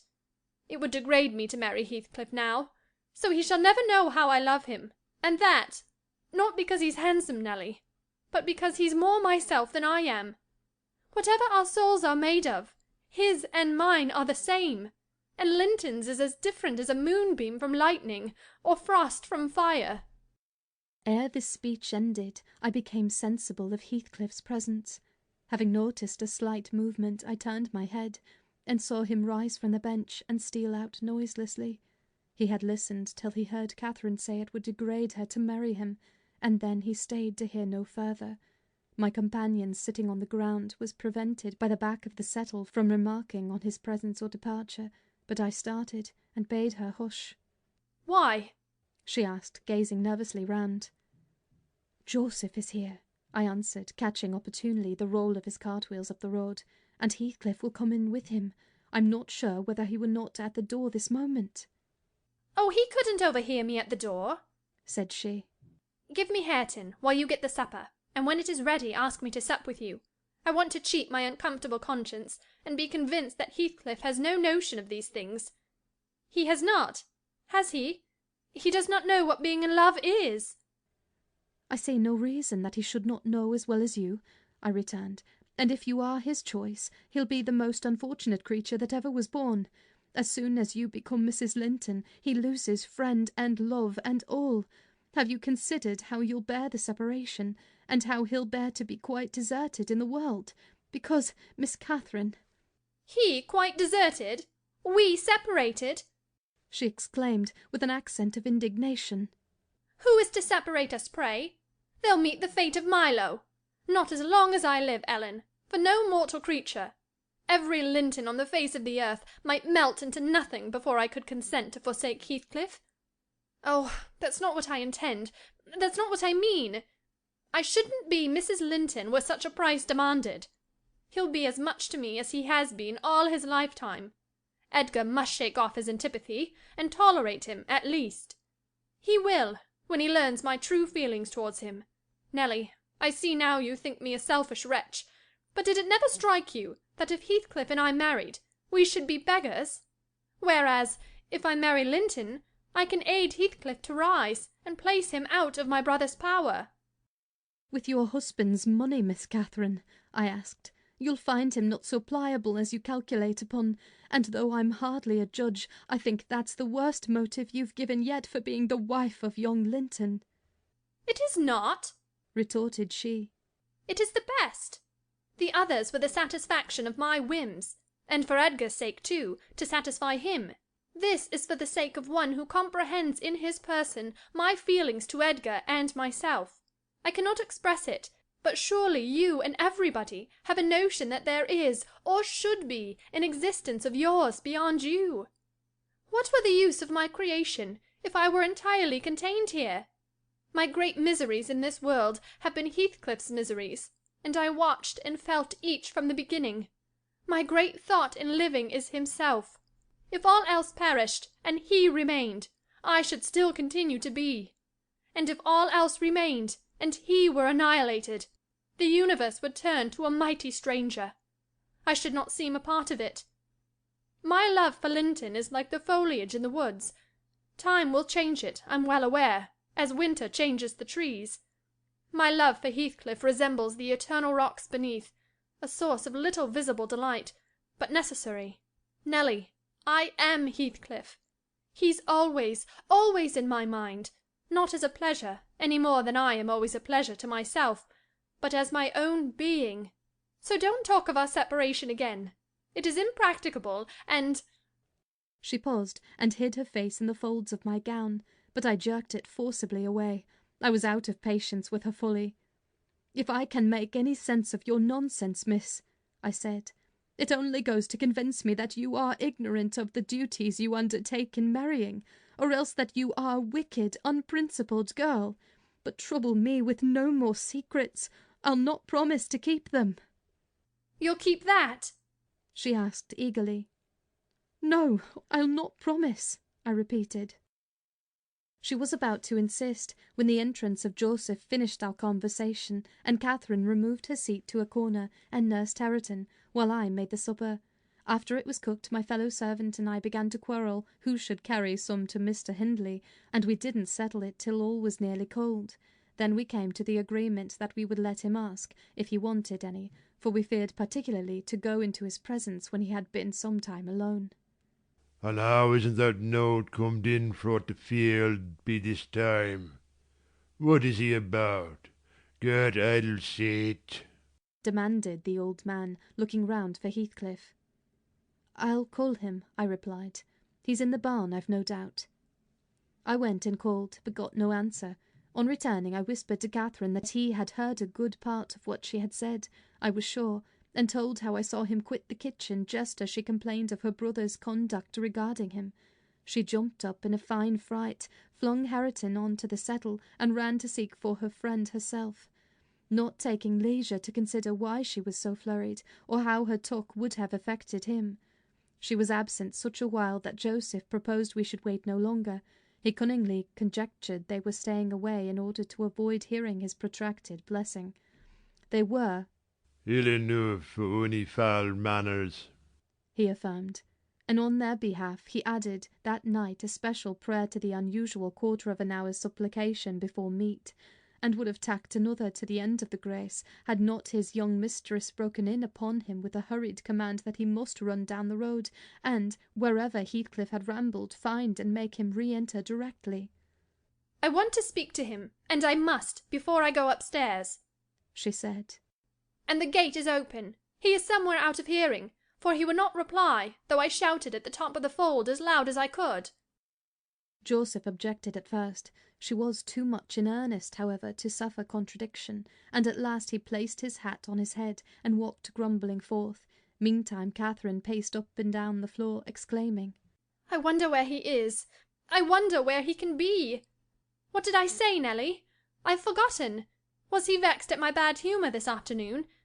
Dear, tell me what I've said to grieve him. I do wish he'd come. I do wish he would." "What a noise for nothing!" I cried, though rather uneasy myself. "What a trifle scares you? It's surely no great cause of alarm that Heathcliff should take a moonlight saunter on the moors, or even lie too sulky to speak to us in the hay-loft. I'll engage he's lurking there. See if I don't ferret him out."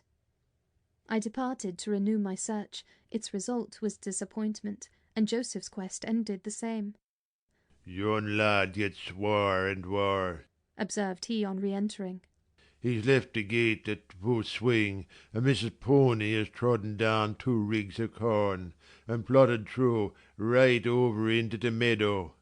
Handsome diver, the master will play the devil to morn, and he'll do well. He's patience itself with sich careless, offald craters. Patience itself he is. But you'll not be so, Alice. You'll see, all on ye. You're wanting to drive him out of his head for nought." "Have you found Heathcliff, you ass?" interrupted Catherine. "Have you been looking for him, as I ordered?" "I should more liker look for the horse," he replied. "It'd be to more sense. But I can look for not a horse nor a man on a night like this, as black as the chimbley. And Heathcliff's known to chap to come at my whistle. Happen he'll be less hard of hearing wi' ye." It was a very dark evening for summer. The clouds appeared inclined to thunder, and I said we had better all sit down. The approaching rain would be certain to bring him home without further trouble. However, Catherine would not be persuaded into tranquillity. She kept wandering to and fro from the gate to the door in a state of agitation which permitted no repose, and at length took up a permanent situation on one side of the wall near the road, where, heedless of my expostulations and the growling thunder, and the great drops that began to plash around her, she remained, calling at intervals, and then listening, and then crying outright. She beat Hareton or any child at a good passionate fit of crying. About midnight, while we still sat up, the storm came rattling over the heights in a full fury. There was a violent wind, as well as thunder, and either one or the other split a tree off at the corner of the building. A huge bough fell across the roof, and knocked down a portion of the east chimney-stack, sending a clatter of stones and soot into the kitchen fire. We thought a bolt had fallen in the middle of us, and Joseph swung on to his knees, beseeching the Lord to remember the patriarchs Noah and Lot, and, as in former times, spare the righteous, though he smote the ungodly. I felt some sentiment that it must be a judgment on us also. The Jonah, in my mind, was Mr. Earnshaw, and I shook the handle of his den that I might ascertain if he were yet living. He replied audibly enough, in a fashion which made my companion vociferate more clamorously than before, that a wide distinction might be drawn between saints like himself and sinners like his master. But the uproar passed away in 20 minutes. leaving us all unharmed, excepting Cathy, who got thoroughly drenched for her obstinacy in refusing to take shelter, and standing bonnetless and shawlless to catch as much water as she could with her hair and clothes. She came in and lay down on the settle, all soaked as she was, turning her face to the back and putting her hands before it. "Well, miss," I exclaimed, touching her shoulder, "you are not bent on getting your death, are you? Do you know what o'clock it is? 12:30. Come to bed. There's no use waiting any longer on that foolish boy. He'll be gone to Gimmerton, and he'll stay there now. He guesses we shouldn't wait for him till this late hour. At least he guesses that only Mr. Hindley would be up, and he'd rather avoid having the door opened by the master." Nay, he's known at Gimmerton, said Joseph. "He's never wonder but he's at the bottom of a bog hole. This visitation warn't for nowt, and I would have ye to look out, miss. Yam will be the next. Thank heaven for all. All works together for good to them as is chosen and picked out from the rubbish. You know what the scripture says." And he began quoting several texts, referring us to chapters and verses where we might find them. I, having vainly begged the wilful girl to rise and remove her wet things, left him preaching and her shivering, and betook myself to bed with little Hareton, who slept as fast as if every one had been sleeping round him. I heard Joseph read on a while afterwards, then I distinguished his slow step on the ladder, and then I dropped asleep. Coming down somewhat later than usual, I saw, by the sunbeams piercing the chinks of the shutters, Miss Catherine still seated near the fireplace. The house door was ajar too. Light entered from its unclosed windows. Hindley had come out, and stood on the kitchen hearth, haggard and drowsy. "What ails you, Cathy?" he was saying when I entered. "You look as dismal as a drowned whelp. Why are you so damp and pale, child?" "I've been wet," she answered reluctantly. "And I'm cold, that's all." "Oh, she is naughty," I cried, perceiving the master to be tolerably sober. "She got steeped in the shower of yesterday evening, and there she has sat the night through, and I couldn't prevail on her to stir." Mr. Earnshaw stared at us in surprise. "The night through," he repeated. "What kept her up? Not fear of thunder, surely? That was over hours since." Neither of us wished to mention Heathcliff's absence as long as we could conceal it, so I replied I didn't know how she took it into her head to sit up, and she said nothing. The morning was fresh and cool. I threw back the lattice, and presently the room filled with sweet scents from the garden. But Catherine called peevishly to me. "Ellen, shut the window. I'm starving." And her teeth chattered as she shrank closer to the almost extinguished embers. "She's ill," said Hindley, taking her wrist. "I suppose that's the reason she would not go to bed. Damn it! I don't want to be troubled with more sickness here. What took you into the rain?"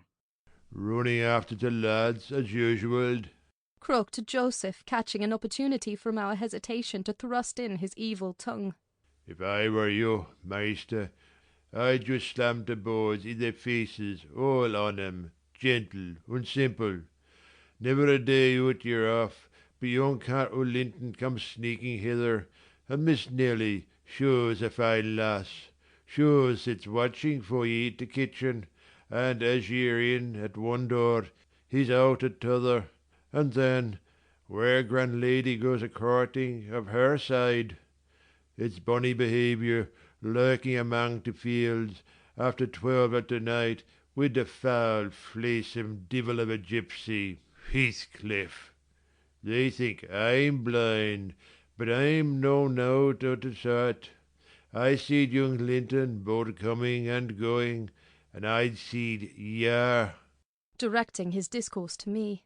"You're good for nowt, slatternly witch. Nip up and bolt into the house the minute you're heard the maister's horse fit clatter up the road."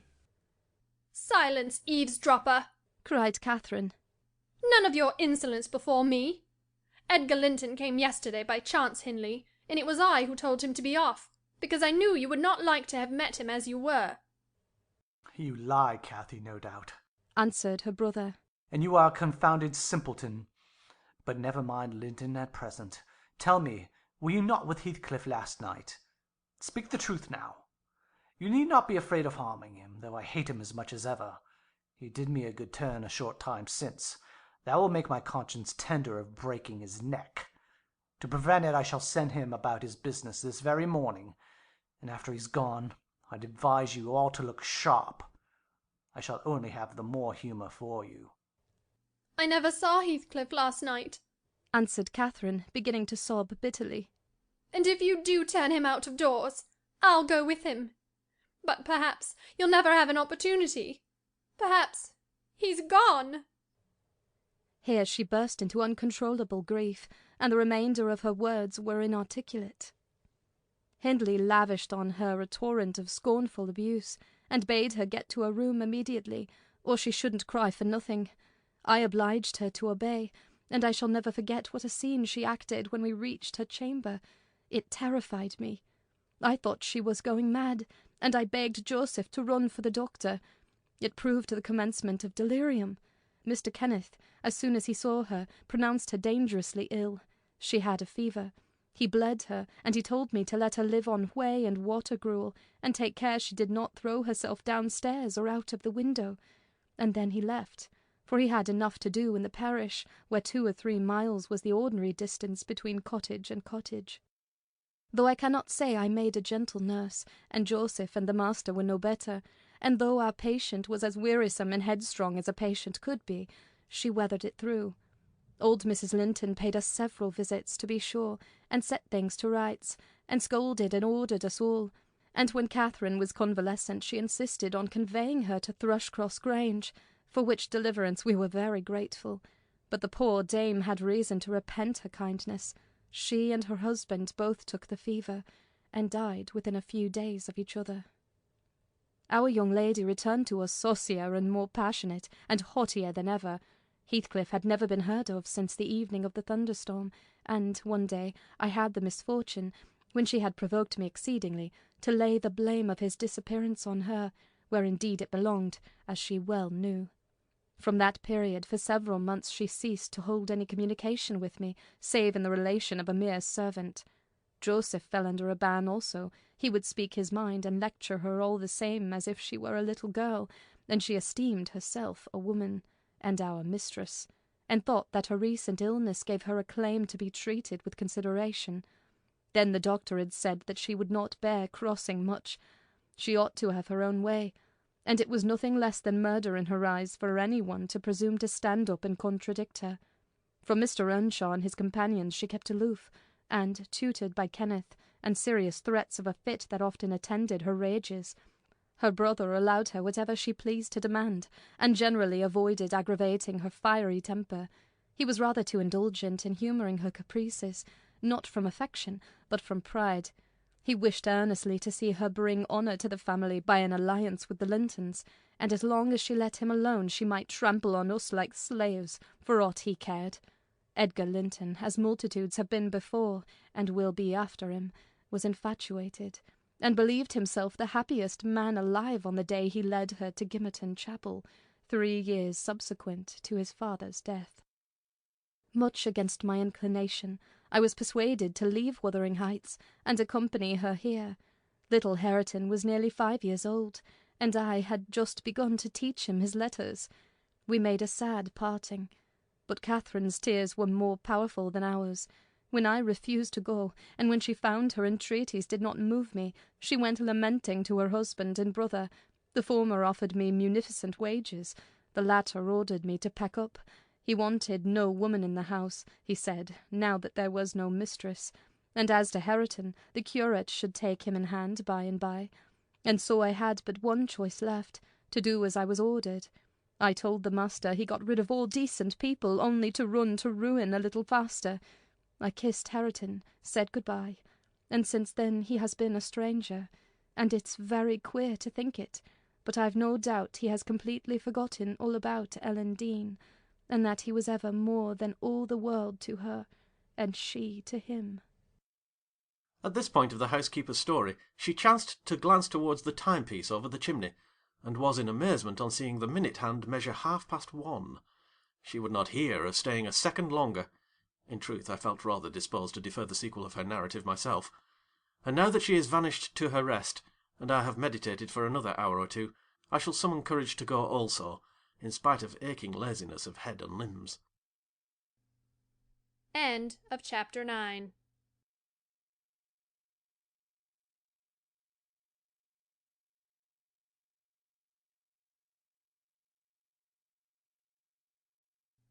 Chapter 10 of Wuthering Heights by Emily Brontë. A charming introduction to a hermit's life. 4 weeks' torture, tossing, and sickness. Oh, these bleak winds and bitter northern skies, and impassable roads and dilatory country surgeons, and oh, this dearth of the human physiognomy, and worse than all, the terrible intimation of Kenneth that I need not expect to be out of doors till spring. Mr. Heathcliff has just honoured me with a call. About 7 days ago he sent me a brace of grouse, the last of the season. Scoundrel! He is not altogether guiltless in this illness of mine, and that I had a great mind to tell him. But alas, how could I offend a man who was charitable enough to sit at my bedside a good hour, and talk on some subject other than pills and draughts, blisters and leeches? This is quite an easy interval. I am too weak to read, yet I feel as if I could enjoy something interesting. Why not have up Mrs. Dean to finish her tale? I can recollect its chief incidents, as far as she had gone. Yes, I remember her hero had run off, and never been heard of for 3 years, and the heroine was married. I'll ring. She'll be delighted to find me capable of talking cheerfully. Mrs. Dean came. "It wants 20 minutes, sir, to taking the medicine," she commenced. "Away, away with it," I replied. "I desire to have—" "The doctor says you must drop the powders." "With all my heart. Don't interrupt me. Come and take your seat here. Keep your finger from that bitter phalanx of vials. Draw your knitting out of your pocket. That will do. Now, continue the history of Mr. Heathcliff, from where you left off, to the present day. Did he finish his education on the Continent, and come back a gentleman? Or did he get a sizar's place at college, or escape to America, and earn honours by drawing blood from his foster country, or make a fortune more promptly on the English highways?" "He may have done a little in all these vocations, Mr. Lockwood, but I couldn't give my word for any. I stated before that I didn't know how he gained his money, neither am I aware of the means he took to raise his mind from the savage ignorance into which it was sunk. But, with your leave, I'll proceed in my own fashion, if you think it will amuse and not weary you. Are you feeling better this morning?" "Much." "That's good news." I got Miss Catherine and myself to Thrushcross Grange, and, to my agreeable disappointment, she behaved infinitely better than I dared to expect. She seemed almost over-fond of Mr. Linton, and even to his sister she showed plenty of affection. They were both very attentive to her comfort, certainly. It was not the thorn bending to the honeysuckles, but the honeysuckles embracing the thorn. There were no mutual concessions. One stood erect, the others yielded. And who can be ill-natured and bad-tempered when they encounter neither opposition nor indifference? I observed that Mr. Edgar had a deep-rooted fear of ruffling her humour. He concealed it from her, but if ever he heard me answer sharply, or saw any other servant grow cloudy at some imperious order of hers, he would show his trouble by a frown of displeasure that never darkened on his own account. He many a time spoke sternly to me about my pertness, and averred that the stab of a knife could not inflict a worse pang than he suffered at seeing his lady vexed. Not to grieve a kind master, I learned to be less touchy, and for the space of half a year the gunpowder lay as harmless as sand, because no fire came near to explode it. Catherine had seasons of gloom and silence now and then. They were respected with sympathizing silence by her husband, who ascribed them to an alteration in her constitution, produced by her perilous illness, as she was never subject to depression of spirits before. The return of sunshine was welcomed by answering sunshine from him. I believe I may assert that they were really in possession of deep and growing happiness. It ended. Well, we must be for ourselves in the long run. The mild and generous are only more justly selfish than the domineering, and it ended when circumstances caused each to feel that the one's interest was not the chief consideration in the other's thoughts. On a mellow evening in September, I was coming from the garden with a heavy basket of apples, which I had been gathering. It had got dusk, and the moon looked over the high wall of the court, causing undefined shadows to lurk in the corners of the numerous projecting portions of the building. I sat my burden on the house steps by the kitchen door, and lingered to rest, and drew in a few more breaths of the soft, sweet air. My eyes were on the moon, and my back to the entrance, when I heard a voice behind me say, "Nelly, is that you?" It was a deep voice, and foreign in tone, yet there was something in the manner of producing my name which made it sound familiar. I turned about to discover who spoke, fearfully, for the doors were shut, and I had seen nobody on approaching the steps. Something stirred in the porch, and, moving nearer, I distinguished a tall man dressed in dark clothes, with dark face and hair. He leant against the side, and held his fingers on the latch as if intending to open for himself. Who can it be? I thought. Mr. Earnshaw? Oh, no, the voice has no resemblance to his. "I have waited here an hour," he resumed, while I continued staring. "and the whole of that time all round has been as still as death. I dared not enter. You do not know me? Look, I'm not a stranger." A ray fell on his features. The cheeks were sallow, and half covered with black whiskers, the brows lowering, the eyes deep-set and singular. I remembered the eyes. "What?" I cried, uncertain whether to regard him as a worldly visitor, and I raised my hands in amazement. "What? You come back? Is it really you? Is it?" "Yes, Heathcliff," he replied, glancing from me up to the windows, which reflected a score of glittering moons, but showed no lights from within. "Are they at home? Where is she? Nelly, you are not glad. You needn't be so disturbed. Is she here? Speak. I want to have one word with her, your mistress. Go and say some person from Gimmerton desires to see her." "How will she take it?" I exclaimed. "What will she do? The surprise bewilders me. It will put her out of her head. And you are Heathcliff, but altered. Nay, there's no comprehending it. Have you been for a soldier?" "Go and carry my message," he interrupted impatiently. "I'm in hell till you do." He lifted the latch, and I entered, but when I got to the parlour where Mr. and Mrs. Linton were, I could not persuade myself to proceed. At length I resolved on making an excuse to ask if they would have the candles lighted, and I opened the door. They sat together in a window whose lattice lay back against the wall, and displayed, beyond the garden trees and the wild green park, the valley of Gimmerton, with a long line of mist winding nearly to its top. For very soon after you pass the chapel, as you may have noticed, the sow that runs from the marshes joins a beck which follows the bend of the glen. Wuthering Heights rose above this silvery vapour, but our old house was invisible. It rather dips down on the other side. Both the room and its occupants, and the scene they gazed on, looked wondrously peaceful. I shrank reluctantly from performing my errand, and was actually going away, leaving it unsaid, after having put my question about the candles, when a sense of my folly compelled me to return, and mutter, "A person from Gimmerton wishes to see you, ma'am." "What does he want?" asked Mrs. Linton. "I did not question him," I answered. "Well, close the curtains, Nelly," she said, "and bring up tea. I'll be back again directly." She quitted the apartment. Mr. Edgar inquired carelessly who it was. "Someone mistress does not expect," I replied. "That Heathcliff, you recollect him, sir, who used to live at Mr. Earnshaw's."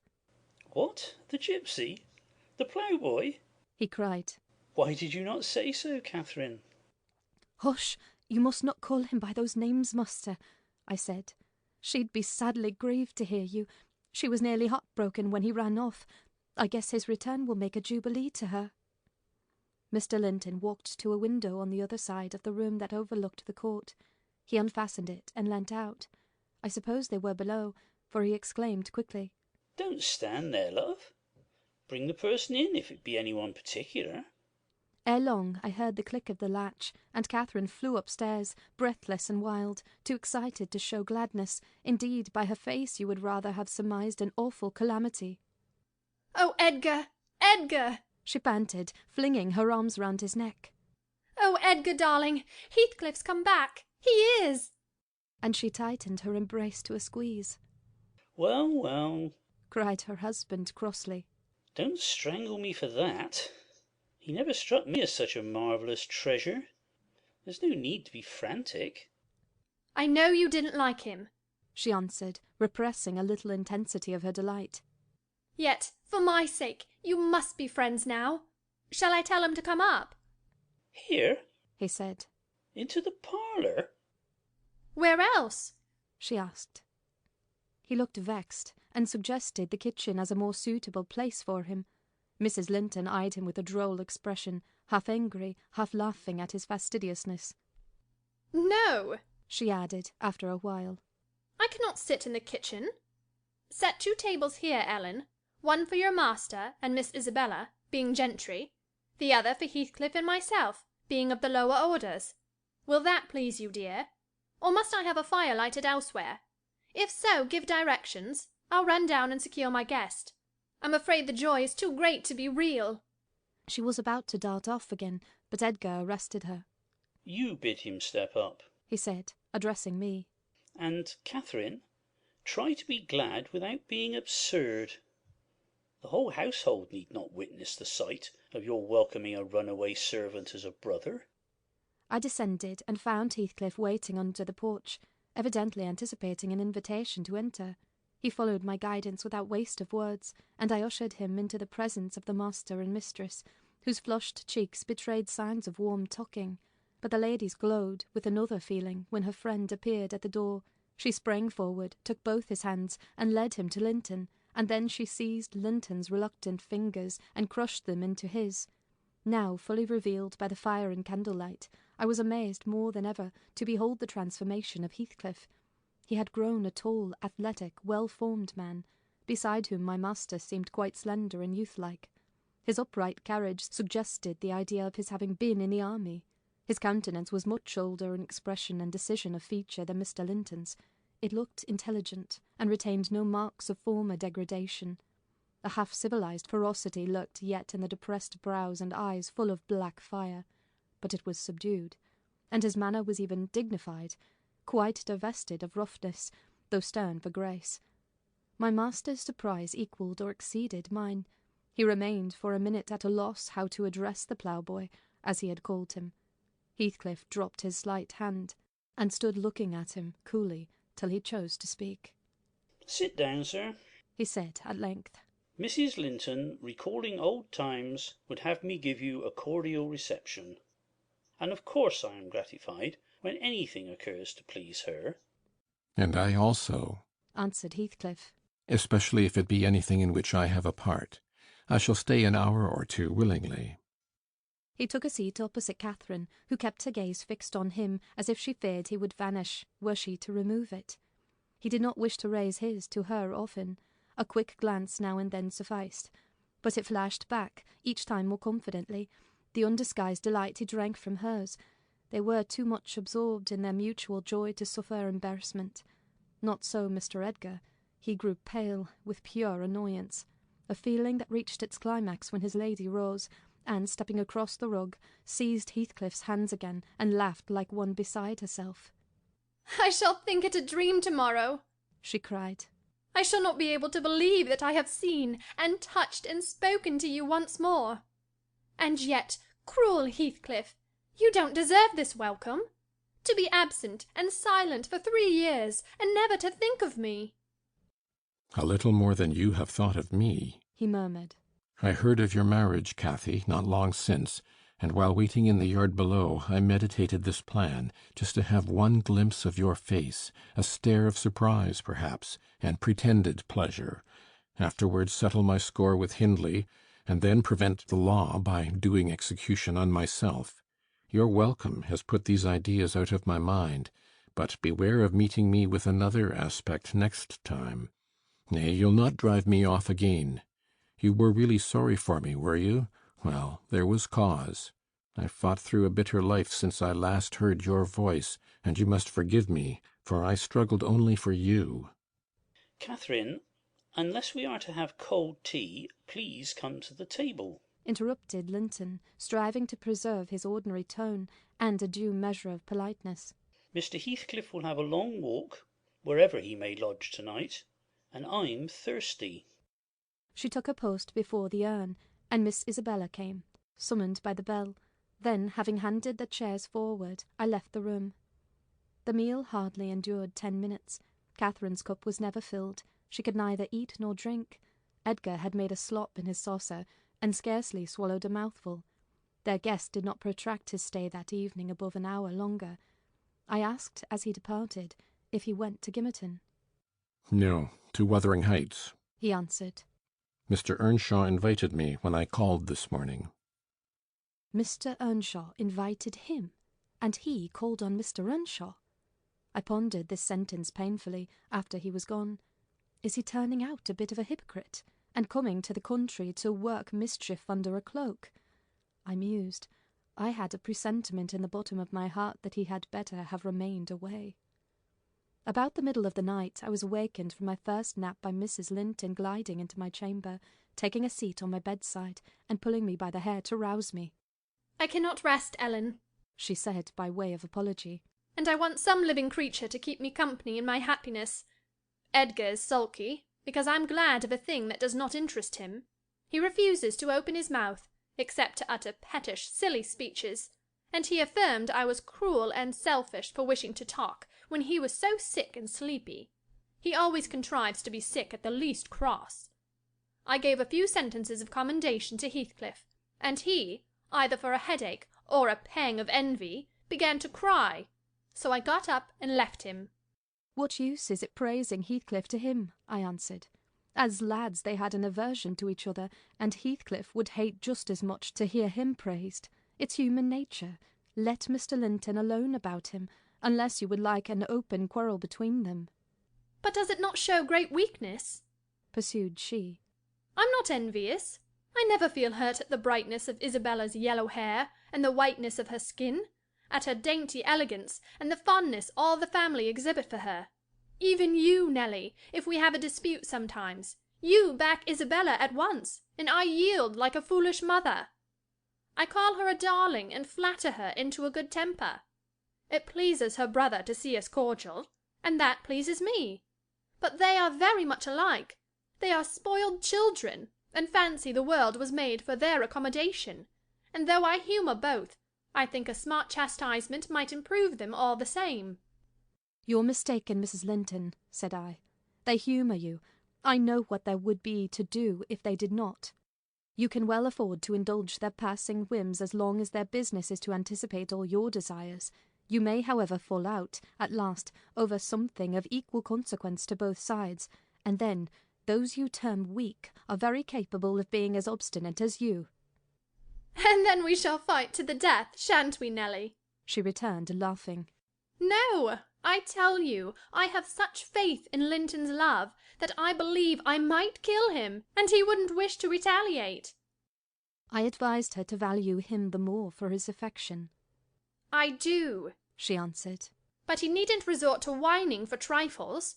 It is childish, and instead of melting into tears because I said that Heathcliff was now worthy of anyone's regard, and it would honour the first gentleman in the country to be his friend, he ought to have said it for me, and been delighted from sympathy.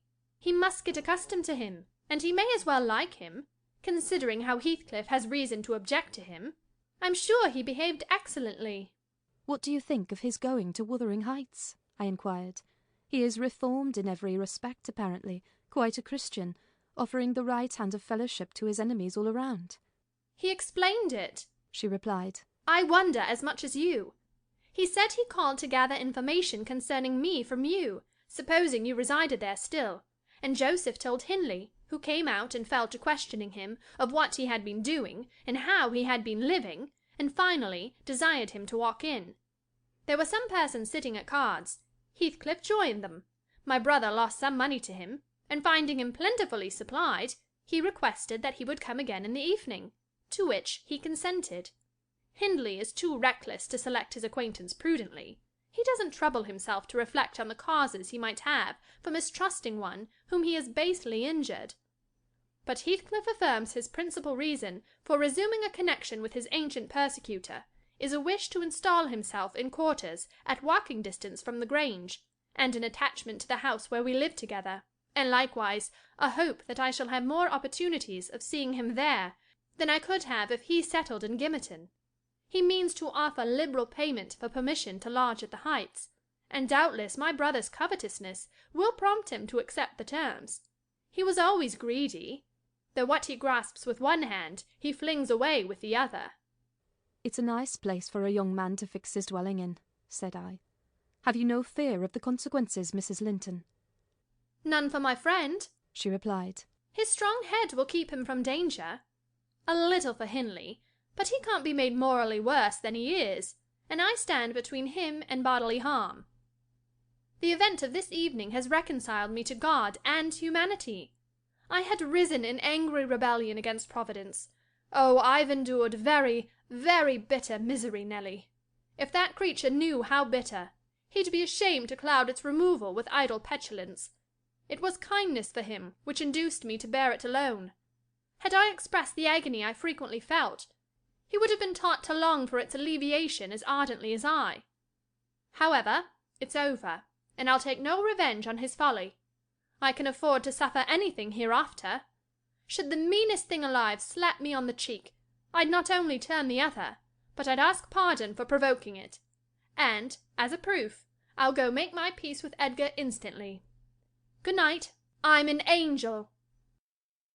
In this self-complacent conviction she departed, and the success of her fulfilled resolution was obvious on the morrow.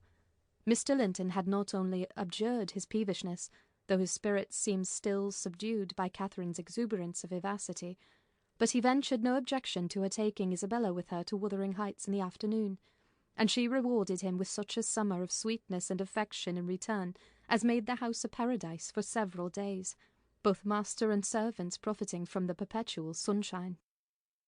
Heathcliff, Mr. Heathcliff I should say in future, used the liberty of visiting at Thrushcross Grange cautiously at first. He seemed estimating how far its owner would bear his intrusion. Catherine also deemed it judicious to moderate her expressions of pleasure in receiving him, and he gradually established his right to be expected. He retained a great deal of the reserve for which his boyhood was remarkable, and that served to repress all startling demonstrations of feeling. My master's uneasiness experienced a lull, and further circumstances diverted it into another channel for a space. His new source of trouble sprang from the not anticipated misfortune of Isabella Linton evincing a sudden and irresistible attraction towards the tolerated guest. She was at that time a charming young lady of 18, infantile in manners, though possessed of keen wit, keen feelings, and a keen temper too, if irritated. Her brother, who loved her tenderly, was appalled at this fantastic preference. Leaving aside the degradation of an alliance with a nameless man, and the possible fact that his property, in default of heirs male, might pass into such a one's power, he had sense to comprehend Heathcliff's disposition, to know that, though his exterior was altered, his mind was unchangeable and unchanged. And he dreaded that mind. It revolted him. He shrank forebodingly from the idea of committing Isabella to its keeping. He would have recoiled still more had he been aware that her attachment rose unsolicited, and was bestowed where it awakened no reciprocation of sentiment. For the minute he discovered its existence, he laid the blame on Heathcliff's deliberate designing. We had all remarked, during some time, that Miss Linton fretted and pined over something. She grew cross and wearisome, snapping at and teasing Catherine continually, at the imminent risk of exhausting her limited patience. We excused her, to a certain extent, on the plea of ill health. She was dwindling and fading before our eyes. But one day, when she had been peculiarly wayward, rejecting her breakfast, complaining that the servants did not do what she told them, that the mistress would allow her to be nothing in the house, and Edgar neglected her, that she had caught a cold with the doors being left open, and we let the parlour fire go out on purpose to vex her, with 100 yet more frivolous accusations, Mrs. Linton peremptorily insisted that she should get to bed, and, having scolded her heartily, threatened to send for the doctor. Mention of Kenneth caused her to exclaim instantly that her health was perfect, and it was only Catherine's harshness which made her unhappy. "How can you say I am harsh, you naughty fondling?" cried the mistress, amazed at the unreasonable assertion. "You are surely losing your reason. When have I been harsh, tell me?" "Yesterday," sobbed Isabella. "And now." "Yesterday?" said her sister-in-law. "On what occasion?" In our walk along the moor, you told me to ramble where I pleased while you sauntered on with Mr. Heathcliff. And that's your notion of harshness, said Catherine, laughing. It was no hint that your company was superfluous. We didn't care whether you kept with us or not. I merely thought Heathcliff's talk would have nothing entertaining for your ears. Oh, no, wept the young lady. You wished me away because you knew I liked to be there. Is she sane? asked Mrs. Linton, appealing to me. I'll repeat our conversation, word for word, Isabella, and you point out any charm it could have had for you. I don't mind the conversation, she answered. I wanted to be with... Well? said Catherine, perceiving her hesitate to complete the sentence. With him, and I won't be always sent off, she continued, kindling up. You are a dog in the manger, Cathy, and desire no one to be loved but yourself. You are an impertinent little monkey, exclaimed Mrs. Linton in surprise. But I'll not believe this idiocy. It is impossible that you can covet the admiration of Heathcliff, that you consider him an agreeable person. I hope I have misunderstood you, Isabella. No, you have not, said the infatuated girl. I love him more than ever you loved Edgar, and he might love me if you would let him. I wouldn't be you for a kingdom, then, Catherine declared emphatically, and she seemed to speak sincerely. Nelly, help me to convince her of her madness. Tell her what Heathcliff is. An unreclaimed creature, without refinement, without cultivation, an arid wilderness of furze and whinstone. I'd as soon put that little canary into the park on a winter's day as recommend you to bestow your heart on him. It is deplorable ignorance of his character, child, and nothing else, which makes that dream enter your head.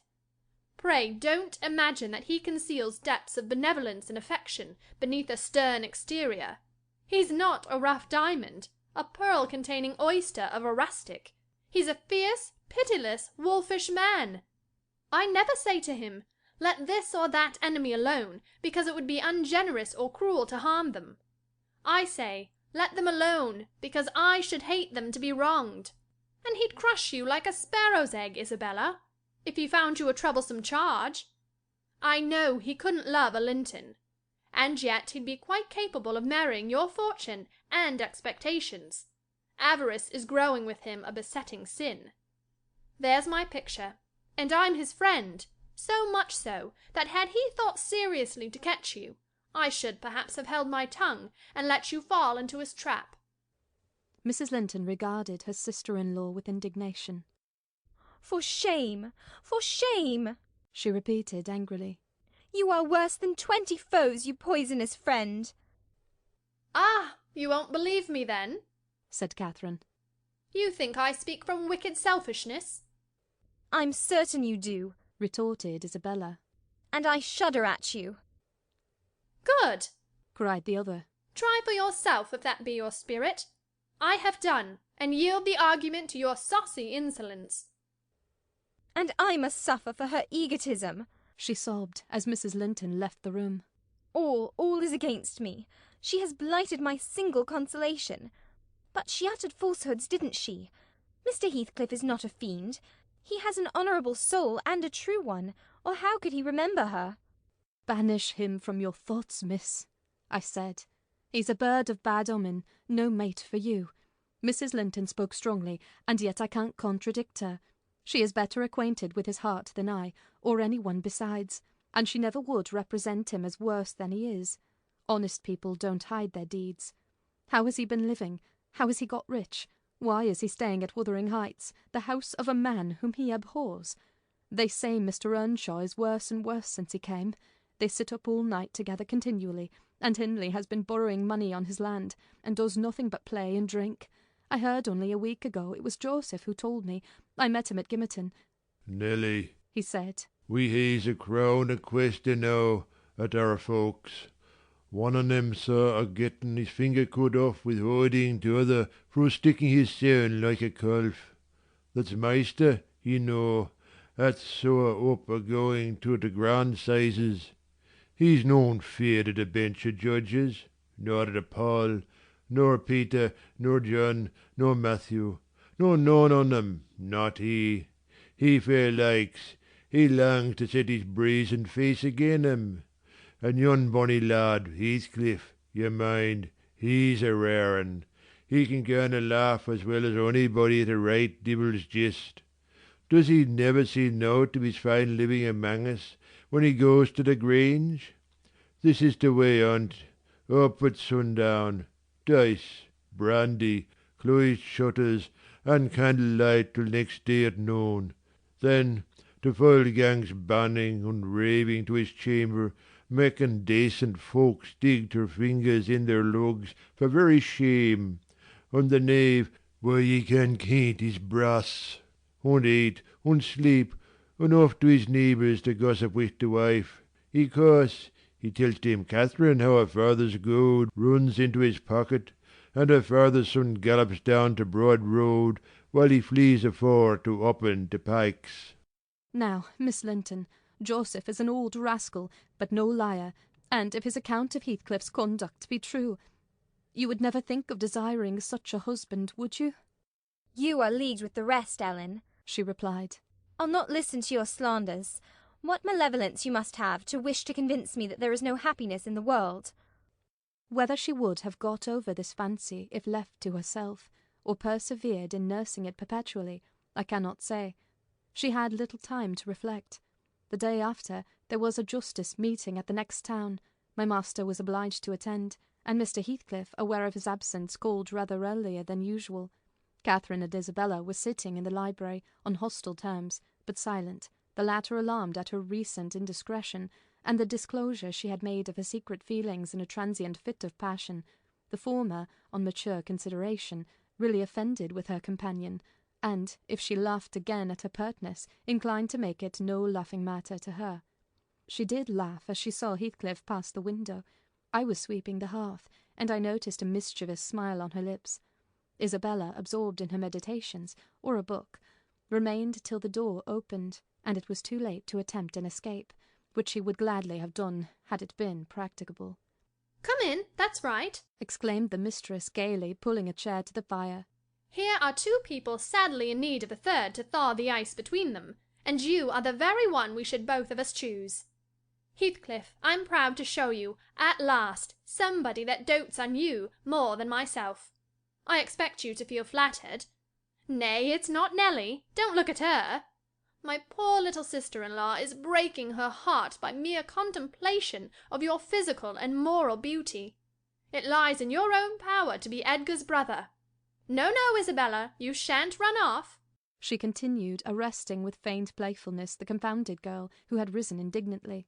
"We were quarrelling like cats about you, Heathcliff, and I was fairly beaten in protestations of devotion and admiration.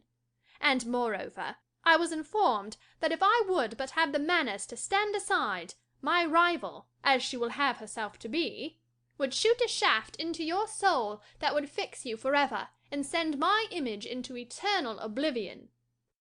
"Catherine," said Isabella, calling up her dignity, and disdaining to struggle from the tight grasp that held her, "I thank you to adhere to the truth and not slander me, even in joke. Mr. Heathcliff, be kind enough to bid this friend of yours release me. She forgets that you and I are not intimate acquaintances, and what amuses her is painful to me beyond expression." As the guest answered nothing, but took his seat, and looked thoroughly indifferent what sentiments she cherished concerning him, she turned and whispered an earnest appeal for liberty to her tormentor. "By no means," cried Mrs. Linton in answer. "I won't be named a dog in the manger again. You shall stay. Now then, Heathcliff, why don't you evince satisfaction at my pleasant news? Isabella swears that the love Edgar has for me is nothing to that she entertains for you. I'm sure she made some speech of the kind. Did she not, Ellen? And she has fasted ever since the day before yesterday's walk, from sorrow and rage that I dispatched her out of your society, under the idea of its being unacceptable." "I think you belie her," said Heathcliff, twisting his chair to face them. "She wishes to be out of my society now, at any rate." And he stared hard at the object of discourse, as one might do at a strange, repulsive animal, a centipede from the Indies, for instance, which curiosity leads one to examine in spite of the aversion it raises. The poor thing couldn't bear that, She grew white and red in rapid succession, and, while the tears beaded her lashes, bent the strength of her small fingers to loosen the firm clutch of Catherine, and perceiving that as fast as she raised one finger off her arm, another closed down, and she could not remove the whole together, she began to make use of her nails, and their sharpness presently ornamented the detainers with crescents of red. "There's a tigress!" exclaimed Mrs. Linton, setting her free, and shaking her hand with pain. "Be gone, for God's sake, and hide your vixen face! How foolish to reveal those talents to him! Can't you fancy the conclusions he'll draw? Look, Heathcliff, there are instruments that will do execution. You must beware of your eyes." "I'd wrench them off her fingers if they ever menaced me," he answered brutally when the door had closed after her. "But what did you mean by teasing the creature in that manner, Cathy? You were not speaking the truth, were you?" "I assure you I was," she returned. "She has been dying for your sake several weeks, and raving about you this morning, and pouring forth a deluge of abuse, because I represented your failings in a plain light, for the purpose of mitigating her adoration. But don't notice it further. I wish to punish her sauciness, that's all. I like her too well, my dear Heathcliff, to let you absolutely seize and devour her up." "And I like her too ill to attempt it," said he. "except in a very ghoulish fashion. You'd hear of odd things if I lived alone with that mawkish waxen face. The most ordinary would be painting on its white the colours of the rainbow, and turning the blue eyes black every day or two. They detestably resemble Lintons." "Delectably," observed Catherine. "They are dove's eyes, angels." "She's her brother's heir, is she not?" he asked, after a brief silence. "I should be sorry to think so," returned his companion. "Half a dozen nephews shall erase her title, please heaven. Abstract your mind from the subject at present. You are too prone to covet your neighbour's goods. Remember this neighbour's goods are mine." "If they were mine, they would be none the less that," said Heathcliff. "But though Isabella Linton may be silly, she is scarcely mad, and in short we'll dismiss the matter, as you advise." From their tongues they did dismiss it, and Catherine, probably, from her thoughts. The other, I felt certain, recalled it often in the course of the evening. I saw him smile to himself, grin, rather, and lapse into ominous musing whenever Mrs. Linton had occasion to be absent from the apartment. I determined to watch his movements. My heart invariably cleaved to the master's, in preference to Catherine's side. With reason, I imagined, for he was kind, and trustful, and honourable, and she could not be called opposite, yet she seemed to allow herself such wide latitude that I had little faith in her principles, and still less sympathy for her feelings.